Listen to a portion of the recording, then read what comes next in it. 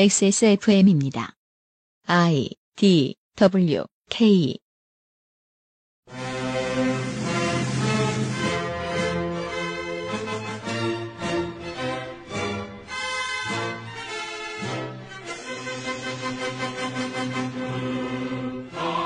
기본소득편에서 말씀드린 대로 일정 수준의 소득은 사람의 마음과 영혼의 자유를 지켜주는 방패의 역할을 수행하기도 합니다.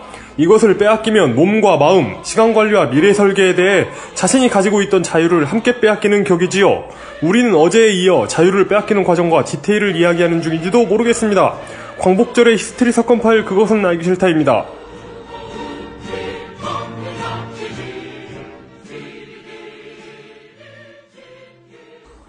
전 세계의 청취자 여러분, 전 세계에 계신 한국 국적의 청취자분들 뿐만 아니라 많은 다른 우리 방송의 청취자분들도 알아두시면 좋은 한국이 한국이라고 된 날입니다. 광복절에. 네.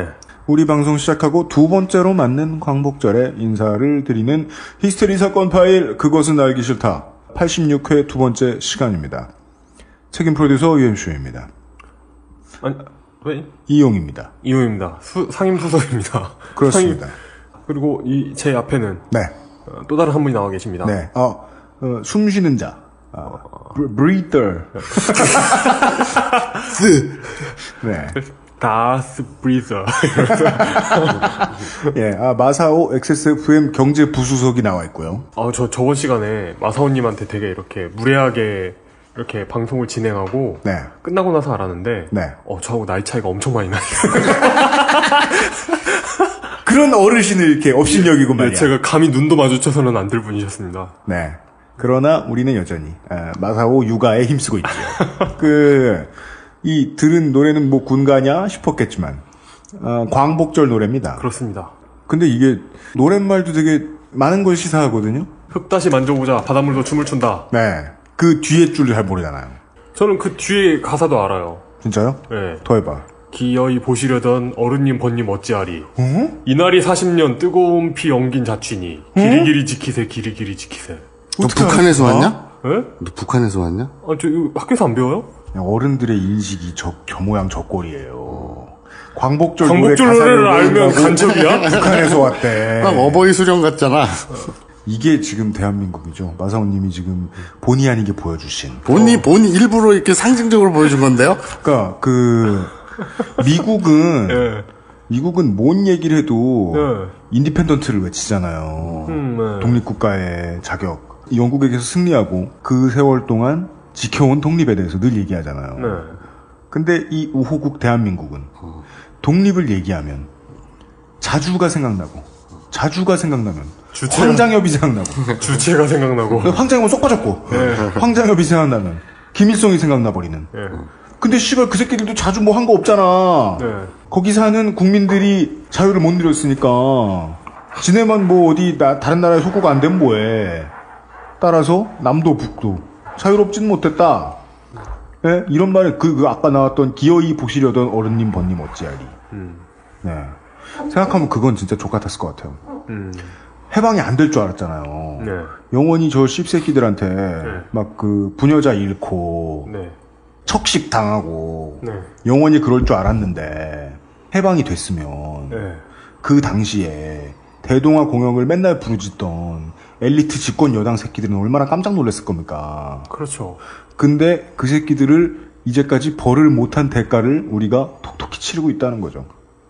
광복절을 맞아서 그 생각밖에 안 드네요. 예, 그렇습니다. 네. 예. 그리고 광복절 특집으로 원래 할 생각이 없었고 딱히 관계가 없는 걸 수도 있지만 우리에게 유동성의 위기가 올 때 천사의 얼굴을 하고 나타난 일본 돈이 우리의 천사의 얼굴 악마의 어감을 가진 문자를 이제 하루 종일 보내면서 어떻게 이자를 덧붙여서 회수해 가는가에 대한 이야기들 어제에 이어 해보도록 하겠습니다. 광고 듣고 돌아오죠. 금요일의 히스테리 사건 파일 그것은 알기 싫다는 에브리온 TV 다 따져봐도 결론은 아로니아진 스테픈 울프 제뉴인 레터 이거 정확한 발음이 어떻게 됩니까? 레더 여기서는 우리 성우분은 제가 알기로 남아프리카 분이실 거예요. 예. 네. 아니면은 스코틀랜드 분이시거나. 스테픈 울프 제뉴인 레더. 처음 만나는 오프라인 모바일 축제 앱쇼 2014에서 도와주고 계십니다. 다 만나냐? 하긴 다 만나야죠. 다 처음 만나는 오프라인 모바일 축제. 모바일 OT죠, OT. 용산에도 신뢰란 게 있다는 앱쇼 2014. 헷갈리지 마. 네. 알겠습니다. 다 따져봐도 결론은 컴스테이션이라고. XSFM입니다. 바람 불면 상처 날까 걱정하는 그에게 스테픈 울프 아이패드 커버. 저 가방은 진품인데 그래도 그녀가 허전한 이유는? 스테픈 울프 빈티지 사칠백. Steppenwolf Genuine Leather. 아로니아라는 게 이미 검증이 된 거겠지? 원산지 사람들은 사실 신경도 안 쓰는 거 아닐까? 육식을 많이 하는 사람들이니까 고혈압 예방에 좋다거나 체르노빌의 방사능 오염 생존자들 치료제 정도로 쓴다거나 그 정도는 돼야 믿고 먹지. 다 알아보셨나요? 다 사실입니다. 언제까지나 마지막 선택. 아로니아 진. 야, 킷캣 됐어. 됐다 그래. L 나온대 L. 니네 L 뭔지 알아? L? 어떻게 될진 나도 모르지. 앱쇼 2014 12월에 만나요. 네. 안드로이드 L은 아직 그 코드명 미확정이라는데요. 그래서 사람들이 그냥 안드로이드 L이라고 부르죠. 네. 아마 J로 시작되는 군것질거리가 나오겠죠. L로 시작하는 군것질거리가 아니고요. L로 시작하는 군것질거리가 나오겠죠. 뭐가 있을까요? L로 시작하는 군것질거리. 롯데껌. 이게 한국 사람이 이래요. 지나가다 제일 많이 보던 L이 롯데 아니야. 그렇죠. 예. 부산 사람들 어떨 것이야? LG 물겠다. LG는 껌 없잖아요. LG는 군것질거리가 없잖아요. 네. L로 시작하는 우리나라에 좋은 군것질 없습니까? 청취자 여러분들이 좀 소개해 주십시오. 라면. R이야. 영문 표기로는 R. 네. 라면 누들이잖아요. 막 생각하고 있다. 두음법칙 때문에. 넘어가자.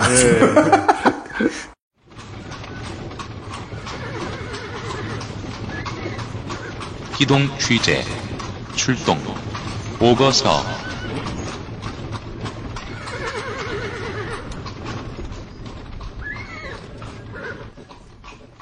복습까지는 아니더라도 이런 얘기 정도는 잊으셨을까봐 하루 사이에 얘기를 해봅시다. 이자 제한법. 개인과 무등록 대부업자와 등록 대부업자의 이자율 차이. 그리고 이 이자의 역사에서 이식 제한령에서부터 시작하는. 네. 우리 큰할아버지. 1911년 큰할아버님께서 주막 지으시다가 간판 몇 번 나가가지고 돈 빌리셨을 때. 그런 것과 지금의 모습을 많이 갖추었던 2002년 10월의 대부업법. 그리고 이런 숫자들. 66%는 하루에 0.18%. 혹은 25%, 40% 이런 숫자들 많이 말씀을 드렸고, 그리고 0.2%대에 해당하는 숫자밖에 되지 않는 적은 숫자의 일본계 대부업체들이 우리나라의 반절에 육박하는 대부업의 이익을 가져가고 있다는 현실에 대한 이야기 정도까지가 지난 시간에 해드렸던 이야기였습니다. 한국 진출 3년 만에 전체 시장의 41% 차지했죠. 그리고 자연스러운 앞으로도 계속 강조드리는 이런 귀결이었지요. 적은 돈, 소액 대출, 적은 돈을 빌려주는 회사들이 장사가 잘 된다는 건 애들이 부모님 신분증 들고 가서 몰래 빌리는 게 아닌 이상 경제 정의에 있어서 이 구조적 약자들이 늘어나는 왜곡되는 현상을 가지고 좀 먹어가는 그런 업계에 대한 이야기 해보고 있었습니다. 오늘이 두 번째 시간입니다.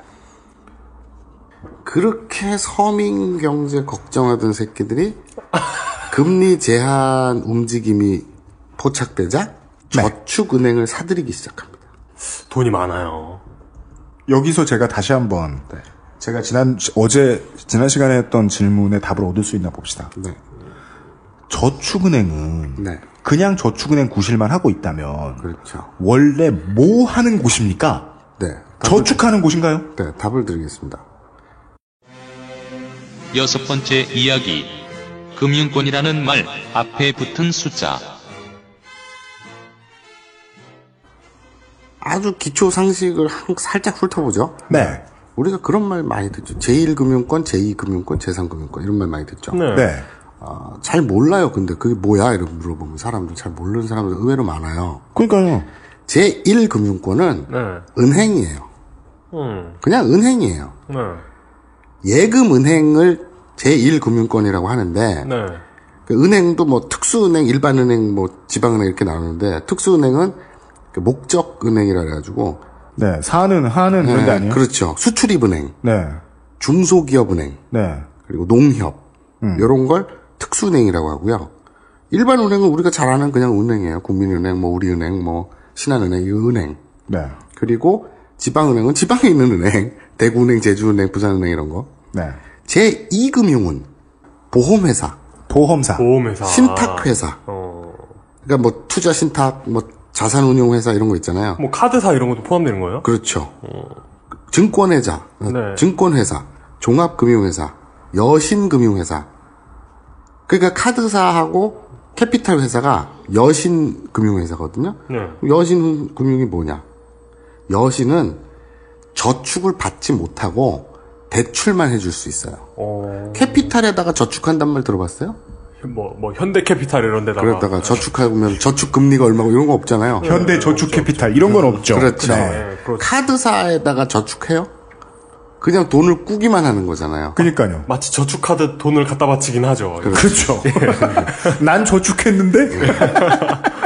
그러니까 이 여신금융회사라는 거는 대출만 할 수 있는 금융회사를 말하는 거예요. 네. 그런데. 그리고 그 다음에, 그러니까 리스회사, 할부회사 이런 게 있죠. 그 다음에 상호저축은행. 또 제2금융권이에요.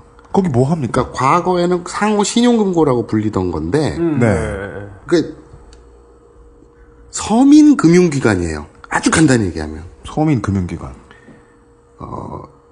상호저축은행은 예금 금리도 높고 대출 절차도 간편하고 네. 또 문턱도 낮고 네. 이래서 그 상호저축은행은 그 서민금융기관이라고 불려요.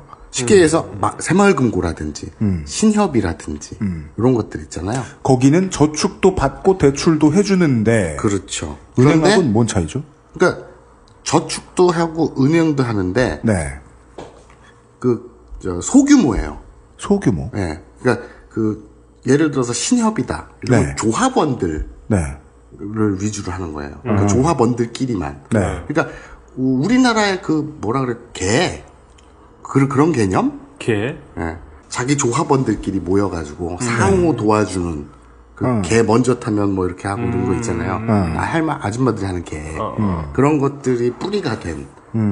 그래서 신용협동과 상호저축이라는 개념이 어느 정도 설명이 되네요. 그러니까 같은 거예요. 네. 그렇구나. 그게 신용금고라는 이름이 상호저축은행으로 바뀌었을 뿐 이름에 얽매이지 마세요. 그냥 제2금융권인데 일반 사람들한테 서민금융으로서 소규모로서 그 지역민이나 그 직장인이나 그런 사람들 자기네들끼리 도우면서 하는 거니까 그러니까 자격 조건도 좀 문턱도 낮고 무슨 뭐 금리도 높고. 상가 단위나 시장 단위의 그렇죠. 그런 개념으로 시작한 거죠. 그런데 거기가 왜 저 같은 놈한테는 그냥 대부업체처럼 보이기 시작했는가에 대한 이야기를 이제 할 수 있겠네요. 제3금융권. 그 얘기도 해야 되겠네요. 네. 제3금융권. 그런 말은 없어요. 없어요? 제2금융권인데 못 낀 애들만 있는 건가요? 그러니까 제2금융권이란 말도 사실은 비공식적 용어인데 언론에서 제1금융권과 비교하기 위해서 나누니까 제1금융권, 제2금융권이라고 하는 거고 제3금융권이란 말 자체는 없어요, 아예. 이건 그냥 제도권 바깥의 금융, 즉 대부업, 사채업. 형제일수. 그렇죠. 대부업이라는 게 여기서 등록된 대부업체까지 포함하는 겁니까? 아니죠? 다 포함해서요. 다 포함해서 제3이라고 해서 하는 게 없어요. 그러니까 제3이라고 그냥 사람들이 흔히 말해서 제2와도 구분해 준다는 거죠. 그렇죠. 그냥 대부업이에요. 사채. 그냥 대부업이다. 제도권 바깥에. 네. 그런데 이 저축은행이 그러면 왜 부실해졌을까? 7번째 이야기. 저축은행에 저축하는 사람도 있나? 원래는 이제 문턱도 낮고 서민들한테 저축금리도 높고. 그 뭐 오맹크 때문에. 그랬는데 네. 그 삼화저축 기억나세요? 네, 그렇죠. 이거 파면 지금 네. 어맹부 얘기 났듯이 네. 엄청 썩었거든요. 네. 그리고 그 안에도 이제 해먹은 게 많고 왜 예전에 낙곰수에서 그 저축은행 하나 말아먹은 거 그 MB의 뭐 친척인지 뭐 누군지 음모론도 막 얘기하고 그랬잖아요. 네. 그랬었죠. 그것도 있지만 이제 가장 큰 부실이 PF. 그러니까 프로젝트 파이낸셜. 네. 뭡니까? 파이낸싱. 프로젝트 파이낸싱은 뭐냐면 부동산. 네. 용산 개발처럼. 네. 어디를 개발하는데 돈 땡겨주고 빨아먹는 거 있잖아요. 네. 우리 저번에 재건축할 때 얘기했었잖아요. 네. 어떤 은행에서도 빨아먹고 하는 거 있잖아요. 네. 그게 돈 된다고 이제 저축은행에서 막 뛰어든 거죠. 아하. 그리고 아파트 개발하고 막 이러는 데다가. 그런 식으로 하면은 그 사람들이 실제로 원할 소득은 아마도 조합원들이 잘 모르고 맡겨놨다가 뜯기는 돈. 이런 걸 슈킹하라고. 그러니까 이 상호저축은행이 자기네 주제와 원래 태생에 맞게 영업을 했으면 건실하죠. 네. 그런데 막 난립을 하면서 돈을 벌어야겠으니 투기를 한 거예요. 쉽게 말해서. 그렇죠. 그러다가 전체가 부실화됐어요. 그래서 공적 자금이 투입이 됐잖아요. 네. 하다 안 되니까 뱅크런이라 그래갖고 다 자빠지면 거기 딴 은행보다 이자가 세거든요. 네. 그러니까 서민들이 많이 넣어놨단 말이에요. 근데 이제 난리잖아요. 그래갖고 무너지면 한국 경제가 진짜 자빠지고 은행이 자빠지면 경제가 자빠지니까. 네. 그렇죠. 그래가지고 공적 자금 투입하고 그 지랄을 한 거 아닙니까? 네. 도덕적 해이예요. 쉽게 말해서. 네, 예. 공적 자금, 즉 국민의 세금으로 간신히 회생을 시켜놨더니 그게 일본계 대부업체의 먹잇감이 된 거예요. 아주 먹음직스러워. 따라서 저축은행이라는 이름을 가지고 있는 대부업체들을 본다면 우리는 법적인 권한만 가지고 있는 어떤 좀비의 껍데기를 보고 있는 거군요. 그렇죠. 그리고 대부업자들이 그 대부업체들이 돈이 많잖아요 지금. 그렇죠. 그래서 쇼핑하듯이 저축은행을 사요. 사게 되면 얘들은 대부업을 하던 애들이 제도권으로 진입해서 갑자기 개과천선해서 자 이제 나는 저축은행 업자가 됐으니 본래의 취지와 태생에 맞게 서민을 위해서 그 저축금리는 예금 금리는 높게 대출 문턱은 낮게 이렇게 개과천선해서 장사를 해야지라고 생각할까요? 아 그런 질문이었군요. 요즘 갑자기 왜 저러시나 했어요. 요즘 그런 광고 나오지 않나요? 뭐야? 뭐 어디는 다르잖아. 우리는 저축은행이야 이러면서. 아 그래요? 네 그런 광고 있잖아요. 광고 열심히 보네.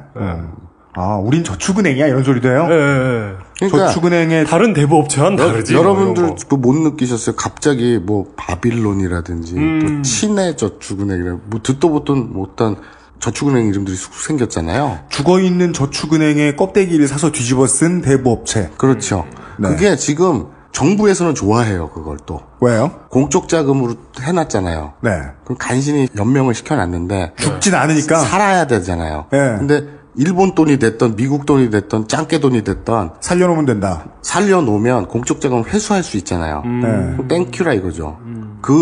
걔들이 서민들 돈을 어떻게 빨아먹을지 어떻게 영업을 할지 그건 모르겠다는 거예요. 아, 이건 그러면은 정부의 입장과 국민의 입장이 반대가 되는 거네요. 국민은 외국계한테 돈을 뜯기고 정부는 공적 자금을 회수하고 입장이 반대네요. 그렇죠. 그러네. 정부 입장에서는 쟤네가 저 돈을 어떻게 만들어왔는지는 모르겠지만 어쨌든 난 돌려받으니 좋다가 되는 거네요. 쟤네도 저축은행이잖아. 그렇죠. 서민금융이라는 저축은행 역할을 안 하고 채권 매입 그리고 추심 그러니까 뜯는 거 그런 걸로 이익을 남기는 태생 애들이니까 오전 9시부터 저녁 9시까지 이거는 손 안 대고 코 푸는 거다. 그런 건데 이게 이 규제 문제를 계속 얘기를 안 할 수가 없는 게 금감원에서 이제 직권검사라는 걸 하는데 직권검사요? 원래 대부업체에 대한 검사권은 각 지자체가 보유해요. 나라 금감원이 아니라 맞아요. 직접 감독 권한이 없어요. 그 지역에 등록되어 있는 네. 지역 지자체가 관리 감독을 하게 돼 있어요. 네. 시에서 지정하기도 하더군요. 그렇죠. 그런 거를. 네. 근데 이게 법이 살짝 바뀌어가지고 일정 기준 이상, 어떤 규모 이상의 대형 업체에 대해서는 금감원이 일정 부분 검사권을 인정해요. 그런데 일본식 선진 추신 기법은 되게 기리기리하다라고 어제 말씀드렸잖아요. 아슬아슬하다. 네, 아슬아슬하다. 네. 기리기리 모자이크. 근데 이게 진짜 그 기리기리 모자이크라는 거 네. 이렇게 구로 외우면은 외국어가 빨리 늘잖아요. 기억난다 진짜. 네. 예. 초극박 추심. 예. 네. 여덟 번째 이야기. 국가의 두 번째 실패. 양성화. 제가 인터뷰한 어떤 일수꾼. 네. 저희 사채업자 그 일수꾼 네. 하고 인터뷰를 했는데 네. 형제하고 대화를 하셨는데 네, 휴대폰을 잃어버렸어. 그렇습니다. 청취자 여러분. 그래서 지금 우리 엄마 폰에다가 착신 전환해갖고. 네. 어떤 방식으로든 개인적인 사고를 당하시느라 그 방송에 손해를 입히는 우리 이동 취재반장 때문에 힘들어 죽겠어요. 지난번에는 교통사고를 당하질 않나. 근데 네. 이 양성화 시켜라 난리가 나니까 등록하라고 등록 대부업체 하라고 네. 동네 일수꾼들한테도 그렇게 압력이 왔대요. 그래가지고 다들 하자 그런 분위기였대요. 우리 그냥 등록해서 등록하자. 왜냐하면 이자율도 네. 어차피 이자 제한법에 제한을 안 받는다 그랬잖아요. 대부업은 그렇죠. 제외한다 그랬 예외로 둔다 그랬잖아요. 네. 그러니까 그래 세금 좀 더 내지. 하지만 그거야 이게 잘 세무사 이거 싸게 해가지고 내면 되니까.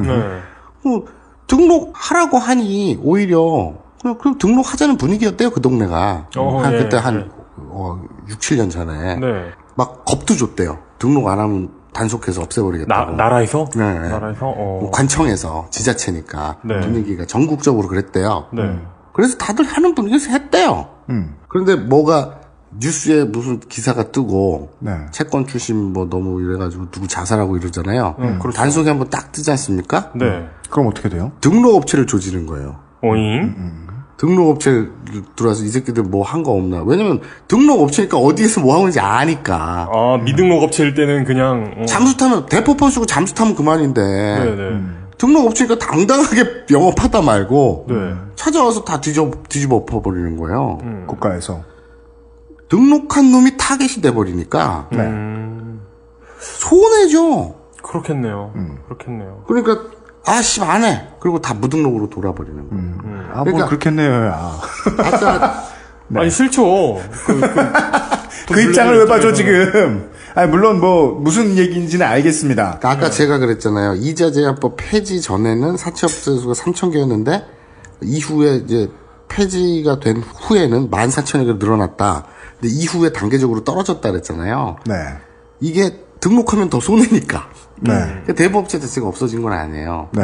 이거 일본계 대부업체가 아니라 그냥 생활 불법 사채. 형제일수. 네, 그 형제일수 얘기. 근데 그 형제일수를 그러면은 지금의 결론은 그거 아니에요. 국가가 양성화 시키고 싶어 했는데 왜냐면 세금도 매겨야 되고 해야 될 거 많으니까. 근데 양성화에 사실상 자기들 전략 때문에 실패한 것과 다를 바가 없다. 그렇죠. 그러니까 제가 하고 싶은 말의 요지는 양성화를 제대로 하라는 거예요. 네. 그러니까요.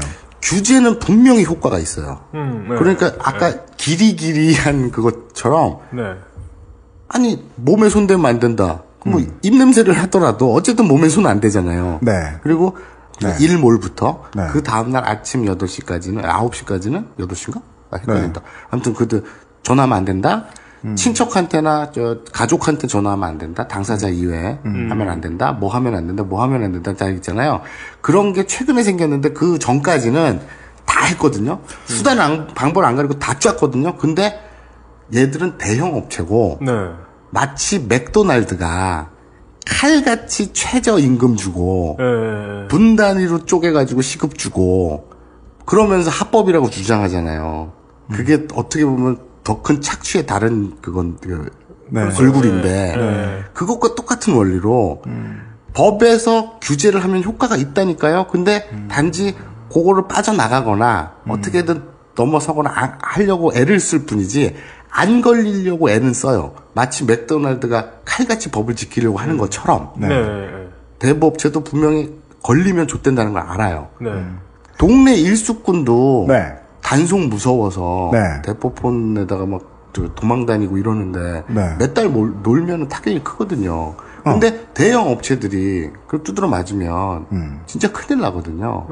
그러니까 현실성 있는 효과적인 규제를 해야 될 텐데 가장 근본적인 규제라는 건 이자율이에요, 결국엔. 그 모든 게 다 이자율에서 나오는 거잖아요. 네. 그런데 좀 살살 닥달해 이걸 규제로 알고 있잖아요, 이 마인드가. 그렇죠. 아, 업자들은. 그렇죠. 당국에서는. 네. 아, 당국에서는 그걸 그 규제랍시고. 너네 돈 벌는 거 뭐라고 안 할게. 근데 자살만 몇 명 덜하게 해줘. 그렇죠. 국가의 태도면 안 된다. 야, 이거 자살을 하잖아 이 새끼야 라고 나와야 되는 게 국가인데. 야, 이거 뉴스에 뜨고 시끄럽잖아. 이런 거 아니에요? 그러면 규제를 실제로 하고 싶은 게 아닌 것과 다를 바가 없다. 그렇죠. 그리고 규제가 필요한 시장에 규제를 하지 않는다는 건 저희가 꾸준히 얘기합니다만 누군가 로비를 많이 받는다는 거예요. 9번째 이야기. 영원한 고통.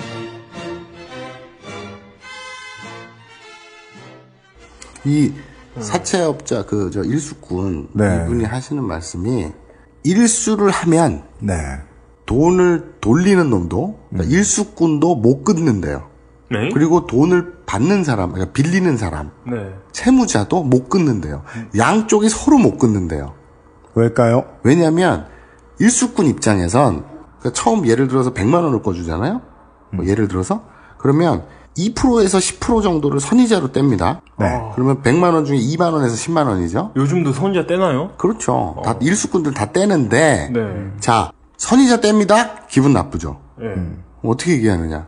수수료 뗍니다. 아. 혹은 공중료 뗍니다. 아니 여기 내 돈 100만 원에서 내가 껐으면 100만 원을 내가 들고 가야지. 대포폰 쓰는 놈들이 공중 같은 소리 하고 있네. 왜 98만 원을 줘요? 2만 원은 뭐예요? 그러면 에이 담보도 없이 저희는 공중 받아야죠. 이렇게 뻥을 친답니다. 네. 그래서 공중료 혹은 수수료라 그러면 넘어간대요. 네. 그리고 간을 보는 거예요. 2만 원 뛸까, 뭐 5만 원 뛸까, 10만 원 뛸까 간을 보는 거예요. 네. 그리고 참 안타까운 게 이 자영업자들 있잖아요. 가게 하시는 분들, 시장통 네. 이런 분들보다 직장인이 네. 오히려 이런 거에 무디돼요. 2만 원씩 60일. 네. 그리고 아니면 3만 원씩 40일. 네.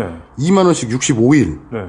뭐 그런 식으로 이제 그 날짜 일수니까 매일 찍어야 되잖아요. 그렇죠. 예. 그런데 직장인은 자영업자가 아니잖아요. 네. 한 달에 한 번씩만 돈이 나오잖아요. 네. 그러면 그 일수 이렇게 누적돼 갖고 떼야 되잖아요. 네. 휘청하죠. 그렇죠. 그런데 나도 그 사람 또 생활 안 하니까 월급은 오르지 않고 그대로인데. 네. 그러면 그런데요. 그냥 원금 빼고 줘야 될 이자만 주세요. 그럼 2, 30만 원 주는 거예요. 그러면 영원히 내게 되죠. 바로 그 점이에요. 원금이 내려가지 않으니 꽁으로 매달 돈을 받는 거예요. 네. 그 이자만. 그런데 이 직장인은 그게 무딘 거예요. 왜냐면 원금을 훅 빠져나가면 난 그 다음 달 또 생활이 안 돼. 그런데 150을 받는데 100만 원을 내면 내가 언젠가 한 달은 50만 원으로 살아야 되잖아요. 그렇죠. 근데 너무 힘든 거야. 네. 근데 150을 받는데 20만 원만 내. 네. 살 수 있잖아. 130으로는. 네.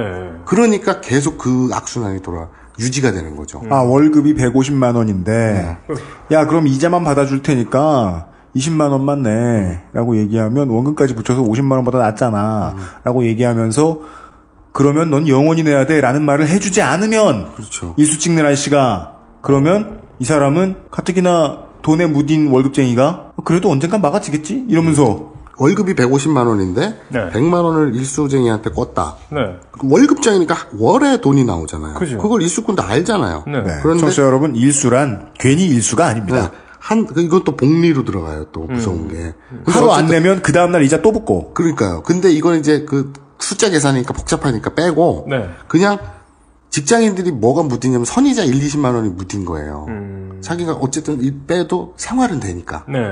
그죠? 그러니까 아까 150 중에 100 갚아 이래버리면 50만 원 가지고는 생활이 안 되는데 네. 문제가 발생하는데 150만 원 중에 이자만 20만 원 갚아. 그리고 그 다음 달도 못 갚으면 계속 20 이렇게 하면 원금은 100을 꿨는데 알고 봤더니 나는 한 500 정도 갚았는데 아직 원금은 그대로야. 이런 네. 꼴이 나는 거죠. 그렇죠. 예. 그렇게 나는 거잖아요. 그걸 4년 하신 거예요? 네. 자랑은 아닙니다. 이게 사람들이 요즘 쓰기 좋아하는 말 있잖아요. 영원한 고통. 이거는 여기서 가장 적절한 표현이에요. 이거 마사오님이 이 정도 액수도 아니었잖아요, 사실. 응? 이 정도 액수도 아니었잖아요. 난 이자만 50만 원씩 냈지. 근데 근데 그러면 네. 일수꾼 입장에선 근데 그게 고통스럽지 않다고 생각이 드시면 공감이 전혀 안 가시면 당신은 매우 유능한 사람입니다, 청취자 여러분. 혹은 인생을 굉장히 잘 살아온 거죠. 혹은 네 돈으로 생활을 해본 적이 없거나. 그렇지. 이재용이거나. 네. 그럼 일수꾼 입장에선 100만 원어치 물건을 팔아서 네. 20만 원의 마진을 얻었어요. 그러니까 120만 원을 벌었어요. 네. 그런 일 있을 수가 있잖아요. 그죠. 그런데요. 100만 원을 팔고 내가 수익으로 120만 원을 벌면 나는 플러스 20만 원이잖아요. 네. 근데 일수는요. 매일 돈이 들어오잖아요. 네. 그걸 또 딴 데다 돌릴 수가 있잖아요. 네. 어디다 돌립니까? 다른 일수를 놓는 거지. 그 돈으로. 그렇구나. 그건 뭐 당연하잖아요. 자꾸 번식을 할 수가 있는 거예요. 네, 버는 돈으로 딴 데 또 빌려주고 또 빌려주고 또 빌려주고 하는 식으로 늘릴 거 아닙니까? 이렇게 규모를. 늘려오는 규모면 네. 그 수익은 네. 딴 장사군 게임이 안 되니까 못 끊는 거예요. 환치기급이 되는군요. 그렇죠. 그러면 쓴 사람은 아까 그 악순환에 빠져서 못 빠져나오고 네. 일수 돈을 노는 사람은 돈이 너무 잘 벌려서 그 수익률 때문에 딴 일 못하고 이것만 하는 거고. 네. 그렇게 된다고 하더라고요. 그러니까 한번 이 양 다물고 사람들한테 험한 소리 하고 법적으로 걸리지만 않을 험한 짓을 있는 대로 다 하면 돈이 들어오는데 그 돈의 수익이 생각보다 세니까 내가 비인간적이 되는 거에만 무뎌지면 하기 너무 좋은 일이라는 이야기를 마사오님이 인터뷰했다가 녹취를 잃어버리신 그분이 하신 거군요. 그분은 이렇게 얘기하더라고요. 자랑스러운 일은 아니에요. 아니 사실 저도 그분께 최선의 예의를 다해서 저는 예의를 다하는 거라고 생각해요. 네. 별로 그분이라고 불러드리거나 존대를 쓰고 싶진 않아요. 근데 본인이 선택한 인생이니까. 그분이 그래. 자랑스럽지는 않은데 네. 어디 가서 나 이거 사채꾼이다. 하지만 필요악이라고 봐. 이렇게 얘기하는데 누구는 그런 말 안 합니까? 누군가에겐 꼭 필요한 서비스. 저 예전에 그 사당역 낙성대인가 그쪽에 이렇게 그 친구 집 놀러 갔다가 새벽에 택시를 탔어요. 네. 근데 택시가 이제 누군가를 내려주고 가는 거 있죠. 그렇죠. 술집 좀 있는 그런 유흥가 같은 뭐 그쪽이 크진 않지만 네. 거기에 어떤 그 좀 뭐라고 해야 되지? 좀 그 약간 신구 아저씨처럼 생긴 그런 아저씨가 내리더라고요. 그래가지고 그 택시를 제가 비유 좀 안전하게 할 수 없어. 그래가지고 내려가지고 왜 신고는 위험해? 아니 좋은 얘기는 안 할 거 아니에요. 제가 그 택시에 바로 탔거든요. 네. 그런데 이렇게 그 일수 가방이라고 부르잖아요. 네. 현금 들어가기 좋은 그 가방이 엉덩이에 이렇게 손가방이 깔리는 거예요. 오 대박. 네. 근데 그 손가방이 빈 게 아니고 오 럭키. 되게 묵직하고 딱 봐도 그 무게와 질감이 종이 따발인 거 있죠. 네. 그래가지고 되게 심장이 두근거리면서 열어봤더니 영수증 성경책이 들어있다고요. 성경책. 새벽 기도 가시는 분께서. 근데 왜 그런 일수 가방에 성경책을 넣어가지고 다니시는지. 성경이 쏙 들어가니까 이 양반아. 야 진짜 최적화된 사이즈인데 생각해보니까. 저는 진짜 깜짝 놀랐거든요. 진짜 대박인가 했는데. 하여간 성경이 아닌 일수에 대한 이야기를 네. 하고 있었습니다.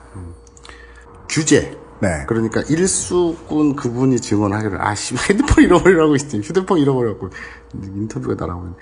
그분이 하는 얘기가 네.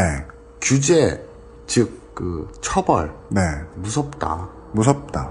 그래서 옛날에나 뭐 팔아버린다는 협박도 하고 지금 욕도 하고 인신매매 하겠다. 뭐 협박하고 욕하고 뭐 저 시장통 가가지고 그 좌판 발로 차고 온갖 짓 다 했는데 세상이 어떤 세상인데 요새는 못 그래. 지금 못 그런다. 규제가 심해져서. 근데 규제가 분명히 효과가 있어요. 근데 그 말을 한 본인은 합법한 대부업체가 이제 아니라면서요. 그렇다는 건 아까 마사오님이 해준 얘기 다시 한번 강조하게 되는 거 아니에요. 합법한 대부업체가 아니면 장사를 아예 못하게 단속을 해야지. 그렇죠. 욕하지 마라, 갈구지 마라. 아예 돈을 못 꺼주게 해야 될 거 아니야. 그리고 이제 합법화했으면은 이자를 더 높게 받게 할 수도 있고, 불법은 더 낮게 받아주고. 그런데 오히려 합법화를 그렇게 했더니 만만하다고 조지고 단속이 뜨면은 합법부터 때려부시고. 그러니까 아이씨가 더러워 이래가지고 불법화로 넘어가고. 음성적이 되도록 부추긴 것과 다를 바가 없네요. 뭐 하는 짓인지 모르겠어요. 지금 저는 어떤 느낌이 드냐면 그 등록을 하면 이익이 생기잖아요. 이율을 더 높게 잡을 수 있잖아요.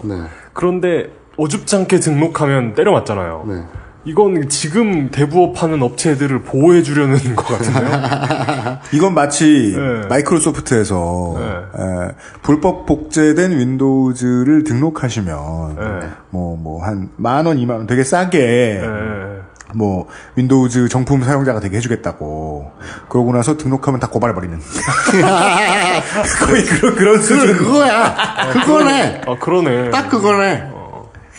예끼 이놈 이러면서 잡았다. 그러니까 아까도 언뜻 말씀드렸던 어젠가 아니면 그 어둠 속에서 튀어나오는 그 포도리 얼굴 하고 있는 그 명함 잡았다 이런 느낌. 이게 우리가 일수라든지 또 그 소위 말하는 성진국의 선진 추진 기법은 잘만 들여오면서 지금 일본 사례는 어떤가, 외국 사례는 어떤가, 그걸 잠깐 살피기 전에 담배 한 대 피고 합시다. 알겠습니다. 저희들은 지금까지 역사, 성진 추심, 그리고 전통적인 국산 일수가 왜 아직까지 장사를 할 수 있는가 하는 얘기도 해보았습니다. 진짜 궁금하다. 일본은 어떨지. 광고 잠깐 듣고 돌아와서요. 이제 그 나라에서 돈을 어떻게 빌려주는지보다는 그 나라는 그러면 이렇게 돈 놓고 돈 먹기 놀이하는 사람들에게 어떤 대접을 해주고 있느냐, 법체계가. 그 얘기하겠죠 아마? XSFM입니다. 그래도 건강식품인데 함량이 중요하지 않을까? 정말로 한 박스에 15,151알에 아로니아 과실이 들어있는 게 맞는지. 다 알아보셨나요? 비교하실 필요 없죠? 언제까지나 마지막 선택. 아로니아 진. 뭐요? 불 끄기 귀찮아서 그냥 자본 적이 없어요? 한 번도? 소개팅은 없던 걸로 합시다. 앱쇼 2014 12월에 만나요. 다시 돌아왔고요. 저희는 지금 최수종 씨 원더풀 최민식 씨 리드코프 이런 거를 뭐라고 하자는 게 아니에요. 사람은, 회사는 자본주의 사회니까 돈 따라 가야 돼요. 제가 한 29 이때까지만 해도 공연을 기획을 하고 공연을 열면서 100여 명 규모의 조그만 공연들을 막 하잖아요. 그러면 그 출연진들한테 5만 원씩 주느니 같이 술 먹고 밥 먹고 헤어지자. 그거를 선배들한테 배운 걸 당연하게 생각하고 나중에 후회했어요. 이게 누가 안 가르쳐 주니까 잘못한 거라고 모르고 일말의 양심이 뭔가 부르짖는데 그걸 무시하고 그럴 수 있잖아요. 그 시점에서 규제의 순기능이 나온다고 생각을 하거든요. 니들이 이게 잘못하는 거니까 하지 마. 불법이야. 라고 확실히 얘기하면 어느 누가 일수를 불법으로 찍고 다니며 어느 누가 후임한테 인격적인 모독을 존나게 주면서 두드려 패며 어느 누가 성매매하고 다니겠습니까? 근데 그 세 가지 모두 대한민국은 천국이네요. 제가 오늘 정의당 심상정 원내대표하고 새정치민주연합 그 법사위 위원장인 이상민 대표하고 그 토론회를 했었어요, 국회에서. 무슨 대등한 자격으로 한 것처럼 말하지 마세요. 아니, 내가 한 게 아니라 심상정 의원하고 옆에 서 있었잖아요, 그냥. 이상민 의원하고 주최를 한 윤일병 사건 관련 군 인권 문제 긴급 토론회가 열렸었어요, 오늘 국회에서. 국회의원회관에서 그걸 방청을 했는데 유족들 증언들이 이어졌었어요, 초반에. 그런데 어떤 분이 그런 말씀 하시더라고요. 가해자가 네. 막 20년, 30년 때려 맞고 무기징역 맞고 이러면 무서워서 지금 얘기한 것처럼 유임 씨가 얘기한 것처럼 무서워서 그렇게 하겠냐. 법이 힘을 보여주면. 근데 그 유족들 증언에 따르면 네. 가해자들 어떤 가해자는 또 되게 막 울면서 제대하고 술 취해갖고 울면서 찾아와서 내가 죽일 놈이라 막 이렇게 땅을 치는 사람도 있지요. 사람이니까. 네. 근데 대부분은 그냥 잘 사는 거예요. 근데 그건 존나 우스운 꼬라지잖아요. 그런 걸 했는데 왜 반성할 기회를 개인한테 줘? 그렇죠. 국가가 잡아 족치면서 반성시켜야지. 반성 안 하는 새끼들이 더 많은데 99%라는 거죠. 봐봐, 우리 다 보잖아요, 페이스북에서. 왜냐하면 반성을 그 상황에서 반성할 만한 멘탈을 가진 사람도 흔치 않죠. 아니 그러니까 그런 트윗에서 봤는데 그런 말을 하더라고. 따돌림이라든지 네네. 집단 괴롭힘, 가해자들이 구타하고 군에서 가혹행위하고 네. 이런 사람들이 잘못했다고 손가락질하면 황당해야 한대요. 왜? 이해를 못한대요. 네. 근데 지가 피해자 스탠드가 되면 이해를 한대요. 당연하죠. 네. 지가 처벌을 받거나 아니면 그에 상응하는 고통을 당하면 라고 그제서야 깨닫는다 그러더라고요. 네. 성희롱도 그렇잖아요. 아직도 만연해 있지만 네. 사회적으로 만연해 있지만 이번에 수출품 한 새끼 또 나왔죠. 한동대 교수. 그러니까 미친놈. 3,500만 원인가? 뭐 벌금 이렇게 때리고 되게 사회 분위기가 막 이래 가니까 네. 안 하는 자제하는 분위기가 되잖아요. 이건 좀 웃긴 표현인지 모르겠지만 웃긴 예인지 모르겠지만 나 어렸을 때는 우리 작은 아버지가 어렸을 때는 버스에서도 담배를 폈고요. 저 어릴 때도 저 어릴 때도 우리가 폈다는 게 아니라 나 어릴 때도 고속버스는 뒷자 자리 뒤편에 재떨이 있었잖아요. 그렇죠. 기차도 네. 그렇고. 네. 지하철 2호선 처음 생겼을 때 승강장에서도 다 네, 담배 폈어요. 맞아요. 네, 저 맞아요. 근데요? 제 서울 올라왔던 2003년 무렵에 그거였어요. 그 기차 안에서 그 객실에서는 담배를 못 폈는데 객실과 객실 사이에서는 흡연이 됐거든요. 네, 그렇죠. 네. 그러다가 지금은 어때요? 버스에서 담배 피거나 지하철 승강장에서 담배 핀다는 게 상상이 됩니까? 상상 자체가 안 되잖아요. 그렇죠. 그걸 정부에서 자 여러분 이러면 안 돼요. 이렇게 뭐 캠페인을 했나요? 벌금 때렸잖아요. 네. 지금 강남대로에서 길거리에서 못 피는 거 벌금 때리잖아요. 네. 그냥 처벌한다, 규제를 한다는 거예요. 규제가 좋다는 얘기가 아닙니다. 그게 아니라 규제가 좋다는 얘기가 아니라 물론 이제 필요한 규제는 네. 분명히 효과는 있다는 얘기예요. 네. 일본에서 10번째 이야기 해외의 대부업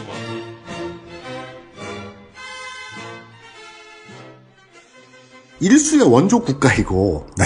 그리고 사체가 그렇게 발달한 나라인데 네. 그리고 일본의 괜히 선진 출신 기법이 아니잖아요. 네.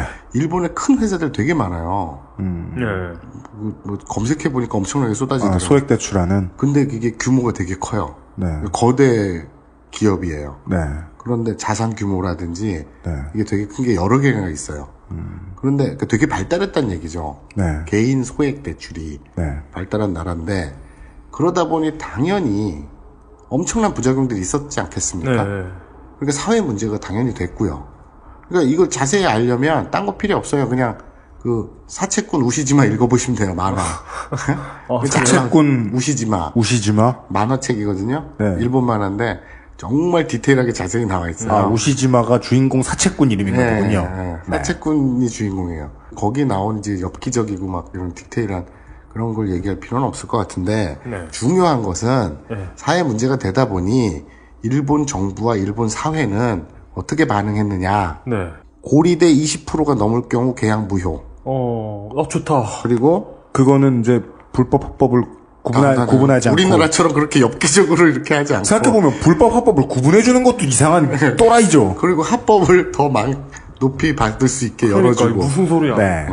그리고 대출의 상한을 돈을 빌린 사람의 연봉 33% 이하 이게 중요해요.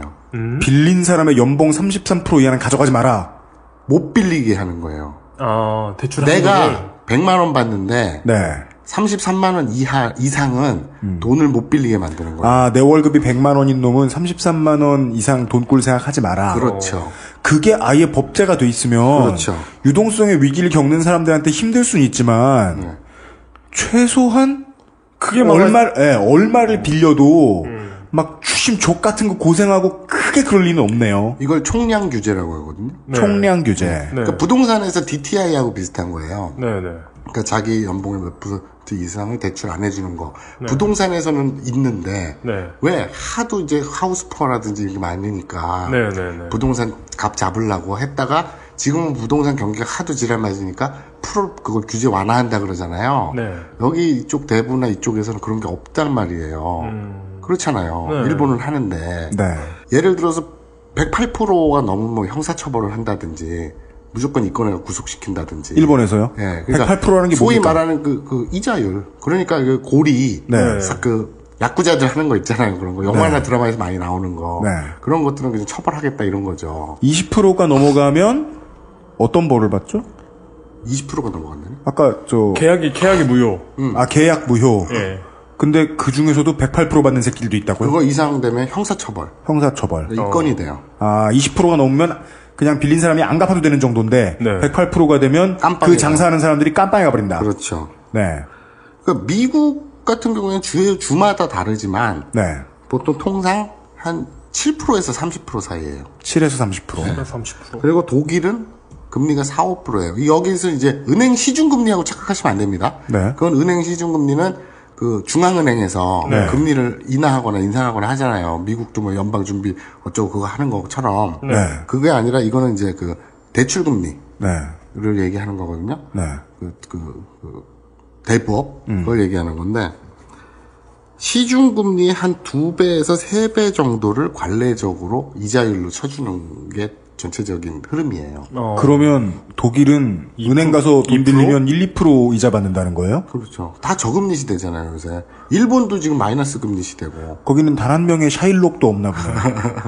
그러게. 우리 저금리 시대라고 엄살엄살 떨면서 왜 이렇게 이율이 높아? 우리 3%인가? 지금 그렇죠? 그럼, 근데 그 4, 5%면 독일은 진짜 은행이 직원들 월급 주면 다 끝. 이게 여기서 어떤 생각이 드냐면 규제를 풀어서 외자 유치를 해야 한다잖아요. 이런 대부 사업이 우리나라에서 규제를 풀어서 외자가 유치된 정말 좋은 사례인 것 같아요. 아까 그 경제부처의 장들이 계속 하는 말이 어저께 그 얘기를 했지 않습니까? 금리를 제재하면 업체들이 문을 닫을 것이고 장사를 안 할 것이고 그러면 정말 최하층에 급한 사람들은 더 음성적인 지하 그러니까 막 손 자르고 막 이런 애들 그런 애들한테 빠져서 더 비참해질 것이다 라고 했는데 그게 왜 구라인지를 어제 얘기를 했잖아요. 업체들이 더 많이 생기고 풀어야 되는데 라든지 뭐 그런 반대를 얘기를 했잖아요. 반증을 얘기했잖아요. 그리고 그 경제부처 장들이 또 단골로 써먹는 레토릭이 있죠. 권오규 그런 새끼들이. 그러니까 소위 말하는 정부 또는 그 당국 그리고 업체들 그 새끼들이 하는 소리가 늘 레파토리가 하나 있어요. 도덕적 해이. 도덕적 해이. 모럴 해저드. 그렇죠. 우리나라 사람들이 그래요. 이 타이밍에 되게 사람들이 빡치라고 이렇게 강조해서 말씀하시는구나. 도덕적 해이라는 정부의 이야기는. 우리나라 사람들도 일반적으로 그래요. 뉴스 보면서 도덕적 해이하면 그게 먹혀요. 아니, 지가 돈을 꿨고 그걸로 뭐 씨발 룸빵을 갔든지 뭘 술을 처먹었든지 뭘 했겠지. 그럼 갚아야지. 지가 책임져야지. 라고 얘기를 합니다. 돈을 썼으면 갚아야지. 그렇죠. 남의 돈을 썼으면 갚아야지. 이렇게 나오는 거죠. 뉴스를 보는 사람들은 그 뉴스의 편집 방향마저도 뉴스를 보는 사람들이 저 희생되는 사람들을 비웃게 만든다. 그런데 신기하게도 도덕적 해이라는 말은 실제적으로 어쩔 때 쓰이는 거냐면 내가 생활자금이나 급전이 필요해서 돈을 꿨다가 씨발 안 갚아 몰라 자빠져 배째. 그게 아니라. 네. 왜냐? 그 사람은 신용불량자라는 처벌을 받거든요. 네. 내가 저질렀고 신용불량자도 일종의 처벌이니까 일종의 책임이잖아요. 네. 책임을 졌단 말이에요. 네. 근데 무슨 도덕적 해이냐고. 도덕적 해이란 말은 실제로는 어떻게 쓰이냐면 정부가 뒤를 받쳐줄 거다라는 믿음 하에 절대 안 망한다. 대마불사. 그 대기업들 옛날에 그 대우나 이런 거 그지랄 했잖아요. 네. 그렇죠. 그래서 예. 무리하게 사업 확장하고 문어발식 경영하고 그러다가 IMF 때 자빠졌잖아요. 네, 제가 언제나 하는 말이죠. 세계는 넓고 꾼돈은 많다. 정당한 리스크. 내가 이 사업을 할 때 이 리스크를 감수해야 되는데 네. 은행이 자빠지면 나라가 망하니까 저축은행이 자빠지면 서민 경제가 망하니까 정부에서 공적 자금 투입하고 알아서 해주겠지 하고 마구 지르는 그걸 도덕적 해이라고 하거든요. 네. 네. 원래 쓰이는 말은 그래요. 마사오님의 해석에 의하면 도덕적인 해이라는 건 국가라는 든든한 백이 있으니까 돈을 아무렇게나 막 쓰는 어떤 사람이나 단체에게 붙이고 싶은 말인데 국가가 그렇다면 국가가 개인에게 도덕적 해이가 올 테니까 이 돈 빌려주는 대부업체한테 규제는 많이 못하겠다라는 말은 국민 대신 대부업체가 도덕적으로 해이한 상태고 그 상태를 계속 유지했으면 좋겠다. 그렇죠. 국민들은 정신 바짝 차려주라. 대부업체가 도덕적으로 해이하니까 그 얘기라는 거죠. 그러니까 간단히 얘기하면 뭐 눈에 뭐만 보인다고 지들이 이때까지 그렇게 살아왔기 때문에 네. 뭐 이런 거잖아. 무슨 강도 피해자들한테 네. 그거 네가 문단속도 잘하고 강도 오면 퇴치할 수 있게 평소에 운동도 하고 무술도 좀 배워놓고 있어. 우리가 강도를 정말 많이 잡으면 사람들 사이에 도덕적 해이가 생겨서 그러니까. 문도 잘 안 잠그고 무술도 안 배우고 네. 총검술도 익숙치 않다. 네. 그러니까 이거 도덕적 해이가 만연해서 강도 하나 때려잡지 못하는 가정이 속출하고 있다 이런 거. 그런 얘기를 하는 거군요. 네. 그러니까 어저께 인터뷰 에듀머니 대표. 그렇죠. 재경경 에듀머니 네, 대표는 저 회사 이름이 그렇다고 해서요. 네. 무슨 저 교원 공제에서 만든 대부업체가 아닙니다. 좋은 곳이에요. 네. 나중에 소개를 해드릴 텐데 어쨌든 네. 재윤경 에듀머니 대표는 이렇게 말을 해요. 예를 들어 생각해봐라. 소득이 150만 원인데 카드론 대출이 3개, 캐피탈과 저축은행 신용대출이 각각 2건씩 있다고 치자. 어떤 사람이. 돈을 빌린 사람과 빌려준 금융기관 중 어느 쪽이 문제냐. 그러니까 금융기관은 또 개인정보 제공에 우리가 동의까지 해주잖아요. 네, 그래서 새끼들 알 수 있잖아요. 그래서 전문적 신용평가가 가능하잖아요. 근데 왜 더 빌려줘? 그럼에도 불구하고 빈곤층에게 20% 이상의 고금리를 챙기는 약탈자들이 문제 아니냐. 그게 바로 그 새끼들의 도덕적 해이 아니냐. 일본의 사례가 뭘 의미해 주는지 알겠네요. 그렇죠. 아까 33% 총량 규제. 네, 자기 버는 돈에 돈 꿔야 되는 사람이 버는 돈의 33% 이상을 빌려주지 않는다는 건 돈 빌려야 하는 사람들 입장에서는 좀 급한 느낌이 들지만 실제로 그 규제의 정신은 국민을 약탈해 먹진 못하게 하겠다는 거네요. 그렇죠. 대부업이 안 필요한 건 아니니까 그건 인정하지만 그렇죠. 니들이 약탈자로 변하는 것만큼은 막아줄게라는 국가의 호의라고 생각해야 되네요. 이거. 그게 규제잖아요. 규제의 목적이어야 되고. 그렇습니다. 네. 그리고 그런데 규제를 하면 서민들이 고통당한다는 드립을 치니까. 무슨 규제를 하면 대부업체들이 빠져나가서 정작 필요한 서민들이 못 받는다는 얘기는 가장 가까운 이웃나라보다 우리나라 규제가 더 심할 때 얘기지. 그렇죠. 근데 저 이웃나라의 업체들이 조각배를 타고 와가지고 왜 여기서 돈을 빌려주겠어요? 그렇죠. 이게 저는 아까 마선님 말씀 들으면서 딱 이 이해가 떠올랐어요. 현기차는 우리나라에서 미친 듯이 후려치고 미국 가서 싸고 좋은 차를 팔잖아요. 싼데도 좋은 차를 팔잖아요. 그렇죠. 예. 근데 이 케이스를 보면, 지금 이 대부업의 케이스를 보면, 일본의 업체는 일본 국민들에게, 싼 금리에 좋은 대출을 해줘요. 일본 정부가 잘 규제하고 있으니까. 예. 그리고 우리나라에 들어와서 자기들이 봐야 되는 이익을 챙겨요. 네. 입장은 바뀌어도 왜 언제나 한국 국민만 호구가 되느냐. 저는 오히려 이거 할 때 현기차 이런 게 아니라 재건축 얘기할 때. 네. 그 집 한 채가 전 재산인 조합원들의 재건축도 마찬가지잖아요. 재산 총합을 쪽쪽 빨아먹는 새끼들이 있잖아요. 개미만 털잖아요. 개미만. 그러니까. 이 결정적으로 이 얘기를 알면 여러분들이 깜짝 놀라실 겁니다. 뭐예요? NPL. NPL? 네. 11번째 이야기. 채권 추심 회사. 돈을 받아내는 일만 하는 회사. 난 performing run. 나는 퍼포밍 런이다. 나는 뭐야? 그건 인도의 발효 음식이야. non. 오케이. 마음대로 하세요. 네. 난 performing run. 그러니까 부실 채권. 이게 그러니까 부실 채권 얘기를 부실 채권을 또 투자하는 사람들도 있고 부실 채권 시장도 존재하고 그러는데 이 NPL 제가 얘기하는 부실 채권은 뭐냐면 정크 본드 그거 얘기예요. 그 약간 이게 냄새가 다른데 그러니까 NPL하고 좀 구분하셔야 되는데 악성 채권 얘기하는 거거든요. 근데 부실 채권인데 요건 좀 성격이 다른 거죠. 악성 채권. 그냥 돈 못 받는 거예요. 맞습니다. 그러니까 자빠진 거죠. 어저께 마무리할 때 얘기했나? 아까 오프닝 할 때 얘기했나? 노예 얘기 나왔잖아요. 네. 어제 마무리 때도 나왔고, 오늘도 나왔죠. 21세기. 사람이 매매되는 거예요. 자, 은행에서 내가 돈을 껐어요.